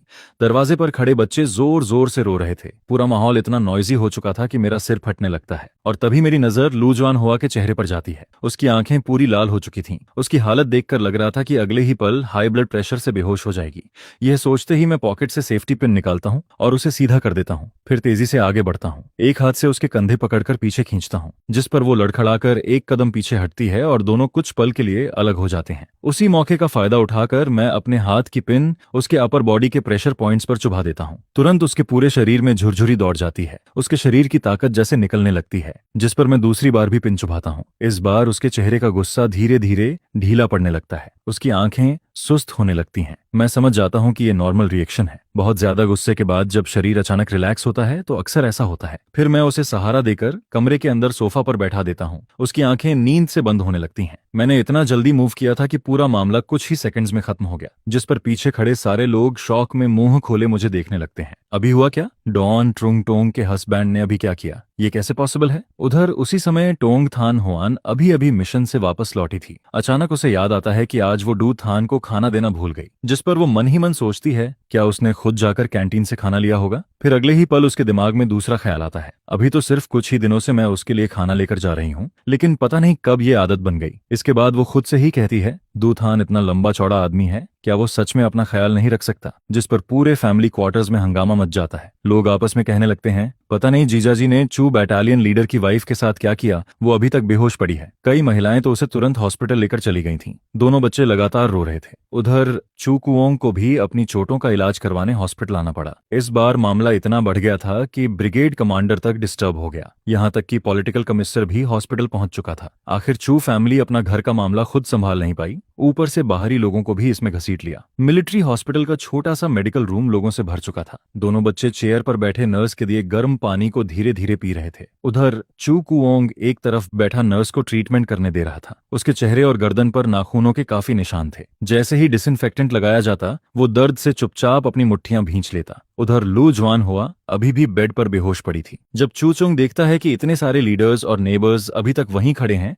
तो वो सिर झुकाकर खड़ा रह जाता है। उसके मुंह से एक शब्द तक नहीं निकलता। उधर मैं वॉल के सहारे खड़ा था, दोनों हाथ पजामा की पॉकेट्स में डाले हुए। चेहरे पर हल्की सी केयरलेस स्माइल थी, लेकिन मेरी आंखें काफी गहरी और पढ़ पाना मुश्किल लग रही थीं। तभी किसी की आवाज आती है, डॉन ट्रुंगतोंग आ गई, जिस पर मैं पलट कर देखता हूँ। तोंग थान हुआन जल्दी जल्दी अंदर आती दिखाई देती है। उसके बाल अभी भी थोड़े गीले थे, साफ समझ आ रहा था कि वो अभी कुछ देर पहले ही नहाकर निकली है। उसके पूरे शरीर से एक लेजी लेकिन बेहद अट्रैक्टिव ऑरा निकल रहा था, और इन सारी एंट्स के बीच खड़ी वो और भी ज्यादा खूबसूरत लग रही थी। जैसे ही उसकी नजर मुझ पर पड़ती है वो तुरंत मेरी तरफ बढ़ती है। क्या हुआ? लेकिन अगले ही पल वो जल्दी से पूछती है, तुम्हें कहीं चोट तो नहीं लगी? मैं उसके चेहरे को देखता हूँ। उसकी आंखों में साफ चिंता और दर्द दिखाई दे रहा था। यह देखकर आसपास खड़े लोग शॉक में पड़ जाते हैं। एक आदमी तुरंत बोल पड़ता है, डॉन ट्रोंग, आप क्या कह रही हैं? लू जुआन हुआ अभी भी बेड पर बेहोश पड़ी है, वो दिखाई नहीं दे रहा। दूसरा आदमी चू कुओंग की तरफ इशारा करके कहता है, और बैटालियन लीडर चू का चेहरा देखिए, पूरा खून से भरा पड़ा है, लेकिन आपकी नजर सिर्फ इस यंग मैन पर है। तभी एक औरत जल्दी से समझाने लगती है, डोआन ट्रोंग, अभी थोड़ी देर पहले जीजाजी ने एक नीडल निकाली और सुआन हुआ को 2 बार चुभोया। उसके बाद वो उसे कमरे में लेकर गए, फिर चाहे जितना जगाया वो उठी ही नहीं। यह सुनते ही कई लोगों की रीढ़ में सिहरन दौड़ जाती है। आखिर सामने खड़ा ये जेंटल और स्कॉलरली दिखने वाला आदमी सिर्फ एक छोटी सी पिन से किसी को ऐसे गिरा देता है कि किसी को पता तक नहीं चलता। वाकई काफी डरावना था। उसी वक्त मैं अपने बिल्कुल पास खड़ी तोंग थान हुआन की तरफ देखता हूँ और शांत आवाज में समझाने लगता हूँ। चू फैमिली की लड़ाई पूरी तरह कंट्रोल से बाहर जा चुकी थी। उनकी वाइफ का ब्लड प्रेशर बहुत बढ़ गया था, आंखें पूरी लाल हो चुकी थीं। मुझे डर था कि कहीं ब्रेन वेसल रपच्चर ना हो जाए, इसलिए मैंने बस 2 नीडल्स लगाई ताकि वो काम हो जाएं। थोड़ा सोलेंगी फिर ठीक हो जाएंगी। मेरी गहरी और काम आवाज पूरे कमरे में फैल जाती है, जिस पर वहां मौजूद लोग एक दूसरे को हैरानी से देखने लगते हैं। उसी समय ब्रिगेड कमांडर झांग होंगवू और उनकी वाइफ ली होंग मैं भी अंदर आ जाते हैं। झांग होंगवू तुरंत चू कुओंग की तरफ देखकर बोलते हैं, फिर से तुम्हारे घर का मामला? इस बार अब क्या हुआ? चू कुओंग बेबस चेहरे के साथ कहता है, मैं क्या करूं सर, वो हर बात पर शक करती रहती है। आज बस एक लड़की ने मुझसे रास्ता पूछा था, हमने कुल 2 बातें की होंगी, लेकिन उसने उसी बात पर हंगामा शुरू कर दिया कि मेरा अफेयर चल रहा है, जिस पर ली होंग मैं धीरे से समझाती हैं, शून हुआ इतनी दूर गांव से यहाँ तुम्हारे साथ रहने आई है, उसके लिए भी ये सब आसान नहीं है, तुम्हें थोड़ा पेशेंस रखना चाहिए। तभी डॉक्टर बेड की तरफ देखकर बोलता है, ब्रिगेड कमांडर, जैसा इस यंग मैन ने कहा था वैसा ही है। लू जुआन हुआ बस गहरी नींद में गई है, थोड़ी देर में उठ जाएगी। वैसे उसका ब्लड प्रेशर काफी हाई है, आगे से ध्यान रखना होगा कि वो ज्यादा इमोशनल ना हो। यह सुनते ही आसपास खड़े लोग फिर से शॉक्ड हो जाते हैं। सिर्फ 2 नीडल लगाकर किसी को सुला दिया, ऊपर से उसने सिर्फ देखकर ही हाई ब्लड प्रेशर तक पहचान लिया। ये तो बहुत अमेजिंग है। जिस पर सब लोग मुझे एडमिरेशन भरी नजरों से देखने लगते हैं और मैं बस हल्के से ठुड्डी ऊपर उठाकर खड़ा रहता हूँ। आखिर मजाक थोड़ी है। मैंने 3 साल की उम्र से ट्रेडिशनल चाइनीज मेडिसिन सीखी थी।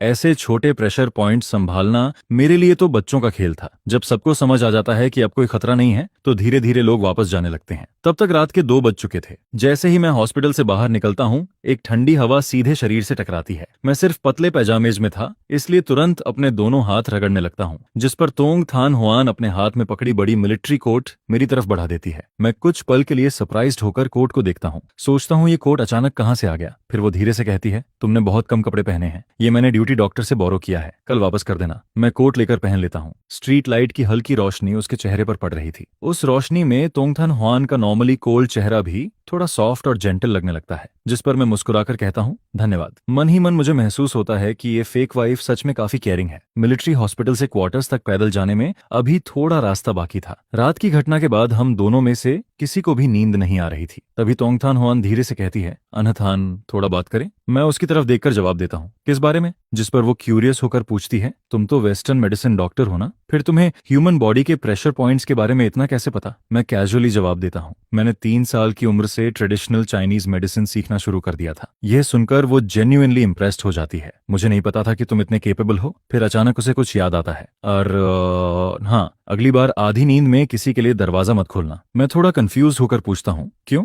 जिस पर वो तुरंत बोलती है, क्या पता बाहर कौन हो? मैं हंसते हुए जवाब देता हूँ, लेकिन ये मिलिट्री डिस्ट्रिक्ट है, यहाँ कोई बैड पर्सन थोड़ी होगा, और वैसे भी मुझे लगा सिर्फ तुम ही मुझे ढूंढने आती हो। चिंता मत करो, आगे से ऐसा नहीं करूंगा। फिर मैं थोड़ा एम्बेरेस्ड होकर कहता हूँ, असल में उस वक्त मैं पूरी तरह स्लीपी था, मुझे लगा जैसे अभी भी घर पर हूँ, इसलिए हैबिट में आकर दरवाजा खोल दिया। यह सुनकर तोंग थान हुआन धीरे से सिर हिलाती है। फिर अचानक वो पूछ बैठती है, अनथान, तुम्हें मैं कैसी लगती हूँ? उसका ये अचानक पूछा गया सवाल सुनकर मेरा दिल एक पल के लिए रुक सा जाता है। स्ट्रीट लाइट उसकी शैडो को लंबा खींच रही थी। उसके शार्प और कोल्ड चेहरे पर रात की हल्की रोशनी पड़ रही थी, जिससे वो और भी अलग लग रही थी। मैं थोड़ा सिर खुजलाकर जवाब देता हूँ, सच कहूँ तुम बहुत अच्छी इंसान हो, ऑनेस्ट हो, केयरिंग हो, बहुत रिस्पॉन्सिबल हो, तुम एक बेहतरीन डोंट रॉन्ग हो और एक अच्छी कॉमरेड भी। लेकिन बोलते ही मुझे पछतावा होने लगता है, मैंने आखिर कॉमरेड क्यों बोल दिया? आखिर अभी हम दोनों लीगली हस्बैंड वाइफ थे, भले ही ये शादी गलती से हुई हो। पूरे रास्ते मैं उसके बारे में सोचने लगता हूँ। उसने मेरे लिए रहने की जगह अरेंज की, कोट दिया, स्टोव जलाया, हर दिन खाना लेकर आई, जबकि मैं लगातार उससे डिवोर्स मांगता रहा। अगर कोई दूसरा इंसान होता तो शायद कब का गुस्सा हो चुका होता। आखिर कोई हजारों किलोमीटर दूर सिर्फ डिवोर्स मांगने पहुंचे तो कौन नॉर्मल रह पाएगा? लेकिन तोंग थान होआन ने कभी मुझ पर गुस्सा नहीं किया, जिस पर मैं मन ही मन स्वीकार करता हूँ। वो सच में बहुत अच्छी है, लेकिन ये शादी शुरू से ही एक मिस्टेक थी। मैं उसे हर्ट नहीं करना चाहता और ना ही किसी फेक रिलेशनशिप में जीना चाहता हूँ। बचपन से ही मुझे मेरे परिवार ने बहुत लाड प्यार से पाला था, जिस वजह से मैं कभी भी मुश्किलें सह नहीं पाया था और ना ही बॉर्डर एरिया में रहने के लिए फिट था। मैं हमेशा कैपिटल वापस जाकर अपना करियर बनाना चाहता था और एक शांत जिंदगी जीना चाहता था। मुझे पता था कि डिवोर्स रिपोर्ट को लेकर मैं पहले ही जल्दी मचा चुका था, जिस पर अगले 2 दिनों में वो अप्रूव भी हो जाती। यह सोचकर मेरा मन हल्का जरूर फील करता है, लेकिन अंदर कहीं ना कहीं एक अजीब सा खालीपन भी महसूस होने लगता है। फिर जब मैं मिलिट्री फैमिली क्वार्टर्स पहुंचता हूं, तब आधी रात हो चुकी होती है, जिस पर जैसे ही मैं दरवाजा खोलने वाला होता हूं, तभी वो मुझे आवाज देकर कहती है, डूथन, आज सच में तुम्हारा धन्यवाद। अगर तुम नहीं होते तो लियन ट्रुंग चू के घर का मामला ना जाने कितना बड़ा हंगामा बन जाता। जिसके जवाब में मैं हल्की मुस्कान के साथ कहता हूँ, मैंने तो बस मदद की है, आखिर मैं एक डॉक्टर हूँ और किसी को मुसीबत में देखकर आंखें बंद नहीं कर सकता। यह कहकर मैं मुस्कुराते हुए दरवाजा खोलकर अंदर चला जाता हूँ, लेकिन इसके बाद भी मैं बिस्तर पर करवटें बदलता रहता हूँ और चाहकर भी नींद नहीं आती, क्योंकि मेरी पत्नी और चू ट्रोंग की घटना अब भी मेरे दिमाग में साफ दिखाई देती रहती है, जिस पर मुझे फिर उस इंसान की याद आने लगती है। वो नहातबाज, वही इंसान जिसने मेरी जगह थान होआन से शादी की थी, वो बेवकूफ इंसान जिसने एक लड़की के प्यार में अपनी जान तक दे दी थी। लेकिन सच तो यह था कि उसे शुरू से ही जाल में फंसाया गया था। जिस लड़की को उसने बचाया था, आखिर में वही उसकी जिंदगी बर्बाद कर देती है। और यह बात मैं कभी भूल नहीं पाया, जिस पर मैं मन ही मन सोचता हूँ कि यह कर्ज ऐसे खत्म नहीं हो सकता, क्योंकि मिलिट्री मैरिज को तोड़ना खुद एक क्राइम होता है। उस औरत ने सिर्फ वो नहातबाज की जिंदगी बर्बाद नहीं की थी, बल्कि थान होआन की रेपुटेशन और फ्यूचर को भी लगभग खत्म कर दिया था। इसलिए मैं उसे आराम से जेल में रहने नहीं दे सकता था। अगली सुबह मैं जल्दी उठकर सीधे लुटरूंग के पास पहुंचता हूं और उसे सारी बात बताता हूं, जिस पर वो गंभीर होकर पूछता है, मतलब वो एजुकेटेड लड़की शुरू से ही वो नहातबाज को बहकाकर उसके पैसे ऐंठना चाहती थी और आखिर में उसे सुसाइड करने पर मजबूर कर दिया? जिसके जवाब में मैं कहता हूं, हाँ, क्योंकि वो गांव की मुश्किल जिंदगी नहीं सह पाई, इसलिए उसने वो नहातबाज को अपना लॉन्गर टर्म सहारा बना लिया था। वो हमेशा उसकी बातों में फंसा रहता था, लेकिन अब चाहे वो नहातबाज इस दुनिया में नहीं रहा, फिर भी उसे मिलिट्री मैरिज तोड़ने की सजा जरूर मिलनी चाहिए। यह सुनकर लियू ट्रोंग तुरंत पुराने केस की जांच दोबारा शुरू करवा देता है। फिर इन्वेस्टिगेशन के दौरान पता चलता है कि वो लड़की जेल के अंदर भी चैन से नहीं बैठती, बल्कि हर किसी पर इल्जाम डालती रहती है और रिश्तों का इस्तेमाल करके अपनी सजा कम करवाने की कोशिश करती है। लेकिन सारे सबूत साफ सामने आ जाते हैं, जिस पर थान होआन भी अपना मैरिज सर्टिफिकेट और उस समय का विक्टिम रिपोर्ट पेश कर देती है, जिसके बाद लूरची थान की सजा और बढ़ा दी जाती है और उसकी पूरी जिंदगी जेल में ही गुजरने वाली होती है। सच में जैसा कर्म वैसा फल मिलता है। फिर यह खबर मिलिट्री फैमिली क्वार्टर्स तक पहुंचती है, जिसे सुनकर सभी लोग थान होआन के लिए राहत की सांस लेते हैं। यहाँ तक कि जो मिलिट्री वाइफ्स पहले मुझे ताने मारा करती थीं, अब उनका नजरिया भी बदलने लगता है। इसके बाद दोपहर में टोंग थान होआन मेरे सामने डिवोर्स पेपर्स रखती है और मेरे हाथ में पेन देते हुए कहती है, अप्रूवल आ चुका है, साइन कर दो। जिस पर मैं उस कागज पर लिखे डिवोर्स शब्द को काफी देर तक देखता रहता हूँ, क्योंकि यही तो वो चीज थी जो मैं हमेशा चाहता था। लेकिन जब यह पल सच में सामने आता है, तब मैं चाहकर भी साइन नहीं कर पाता। फिर अचानक पिछले कुछ दिनों की सारी यादें मेरे दिमाग में आने लगती हैं। डेजर्ट के बीच पहली बार वो मेरी गार्ड डाउन करवाती है, फिर ट्रक में चुपचाप ड्राइव करती रहती है ताकि मैं आराम से सो सकूं। लेट नाइट में वो बिना कुछ बोले मेरा बचा हुआ खाना खा लेती है। वो मेरे लिए स्टोव जलाती है, मेरे स्लीपर्स उठाकर रखती है। उसने कभी भी मुझ पर अपनी इच्छा नहीं थोपी, बल्कि हमेशा मेरी सोच और आदतों की रिस्पेक्ट की। यहाँ तक कि मुझे नूडल्स पसंद नहीं है और पब्लिक बाथरूम यूज करना अच्छा नहीं लगता, ये सब बातें भी वो चुपचाप याद रखती है। जिस पर आखिर में मैं उसकी तरफ देखकर कहता हूँ, थान होआन, क्या हम डिवोर्स ना करें? यह सुनकर वो चौंक जाती है। तुम क्या कह रहे हो? जिसके जवाब में मैं धीरे से कहता हूँ, हम डिवोर्स नहीं करेंगे। पहले मैं सिर्फ अपनी आरामदायक जिंदगी के बारे में सोचता था और मुझे ये समझ ही नहीं आया कि मेरे पास कितनी अच्छी इंसान है। तुम सच में बहुत अच्छी हो और तुम्हें प्यार और सम्मान मिलना चाहिए। शायद यह गलत मैरिज सर्टिफिकेट कोई गलती नहीं था, बल्कि भगवान का दिया हुआ गिफ्ट था। फिर वो धीरे से कहती है, लेकिन तुम्हें तो मुश्किलें पसंद नहीं थी, तुम तो कैपिटल वापस जाना चाहते थे। यहाँ बॉर्डर एरिया में कुछ भी नहीं है और मैं भी अक्सर मिशंस पर चली जाती हूँ, कई महीनों तक वापस नहीं आ पाती। जिस पर मैं उसकी आंखों में देखकर कहता हूँ, मैं सीख सकता हूँ, मैं खाना बनाना सीखूंगा, कपड़े धोना सीखूंगा, कोयल स्टोव बदलना भी सीख लूंगा। मैं मिलिट्री हॉस्पिटल में डॉक्टर बनकर ज्यादा लोगों की मदद करूंगा और जब तुम मिशन से वापस आओगी तब मैं तुम्हारे लिए सूप बनाऊंगा। चाहे कितनी भी मुश्किलें आए मैं सब सह लूंगा,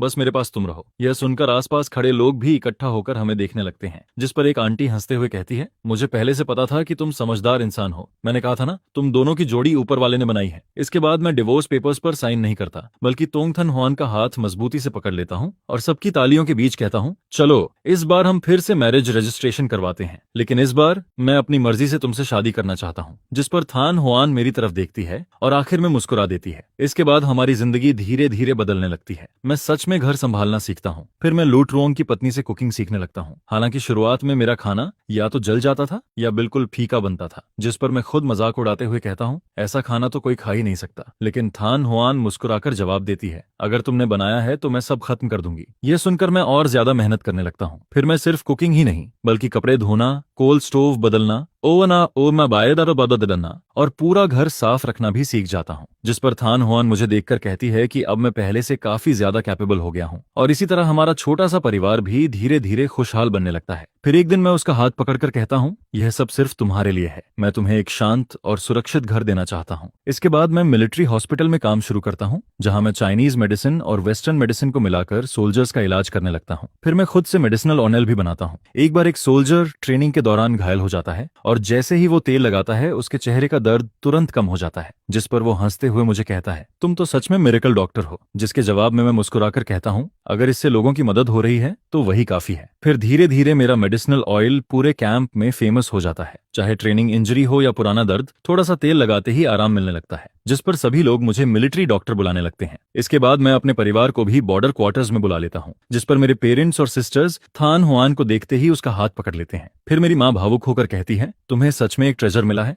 थान हुआन जैसी लड़की के साथ हमेशा अच्छा व्यवहार करना। अब तुम्हें यहाँ खुश देखकर हमारे दिल का बोझ भी खत्म हो गया। फिर एक दिन वो नहात बाज का परिवार भी हमसे मिलने आता है, जिस पर वो मेरा हाथ पकड़कर कहते हैं, बेटा उस समय गलती हमारी थी, हमने जबरदस्ती हाउस होल्ड रजिस्टर लेकर रिश्ता तय कर दिया था। इतने सालों से हमें इस बात का पछतावा है। जिसके जवाब में मैं शांत होकर कहता हूँ, मैं आप लोगों से नाराज नहीं हूँ। जो इंसान जा चुका है उसके साथ सारी दुश्मनी भी खत्म हो जाती है। आप लोग चिंता मत कीजिए, मैं थान हुआन का हमेशा ख्याल रखूंगा। वो नहात बाज की तरफ से भी और खुद अपनी तरफ से भी मैं इस परिवार की रक्षा करता रहूंगा। आधे साल बाद मैं और तोंग थान हुआन आखिरकार मिलिट्री एरिया में एक सिंपल शादी करते हैं। वहां कोई बड़ी सेरेमनी या रॉयल डेकोरेशन नहीं होती, सिर्फ हमारे साथी सोल्जर्स और पूरे मिलिट्री एरिया के लोग मौजूद रहते हैं, जिस पर सभी लोग मिलकर खाना खाते हैं, हंसते हैं और पूरा माहौल किसी फेस्टिवल जैसा खुशियों से भरा दिखाई देता है। तोंग थान हुआन उस दिन मिलिट्री यूनिफॉर्म पहनकर मेरे बगल में खड़ी होती है और उसकी आंखों में एक अलग ही सॉफ्टनेस दिखाई देती है, जिस पर मैं उसका हाथ पकड़ लेता हूँ और सबके आशीर्वाद के बीच कहता हूँ, पहले मुझे लगता था कि यह मैरिज सर्टिफिकेट सिर्फ एक परेशानी है, लेकिन अब मुझे समझ आ गया है कि यही मेरी जिंदगी की सबसे बड़ी खुशकिस्मती है। थान हुआन, बाकी की पूरी जिंदगी मैं तुम्हारी रक्षा करूंगा, तुम इस देश की रक्षा करना और हम दोनों कभी अलग नहीं होंगे।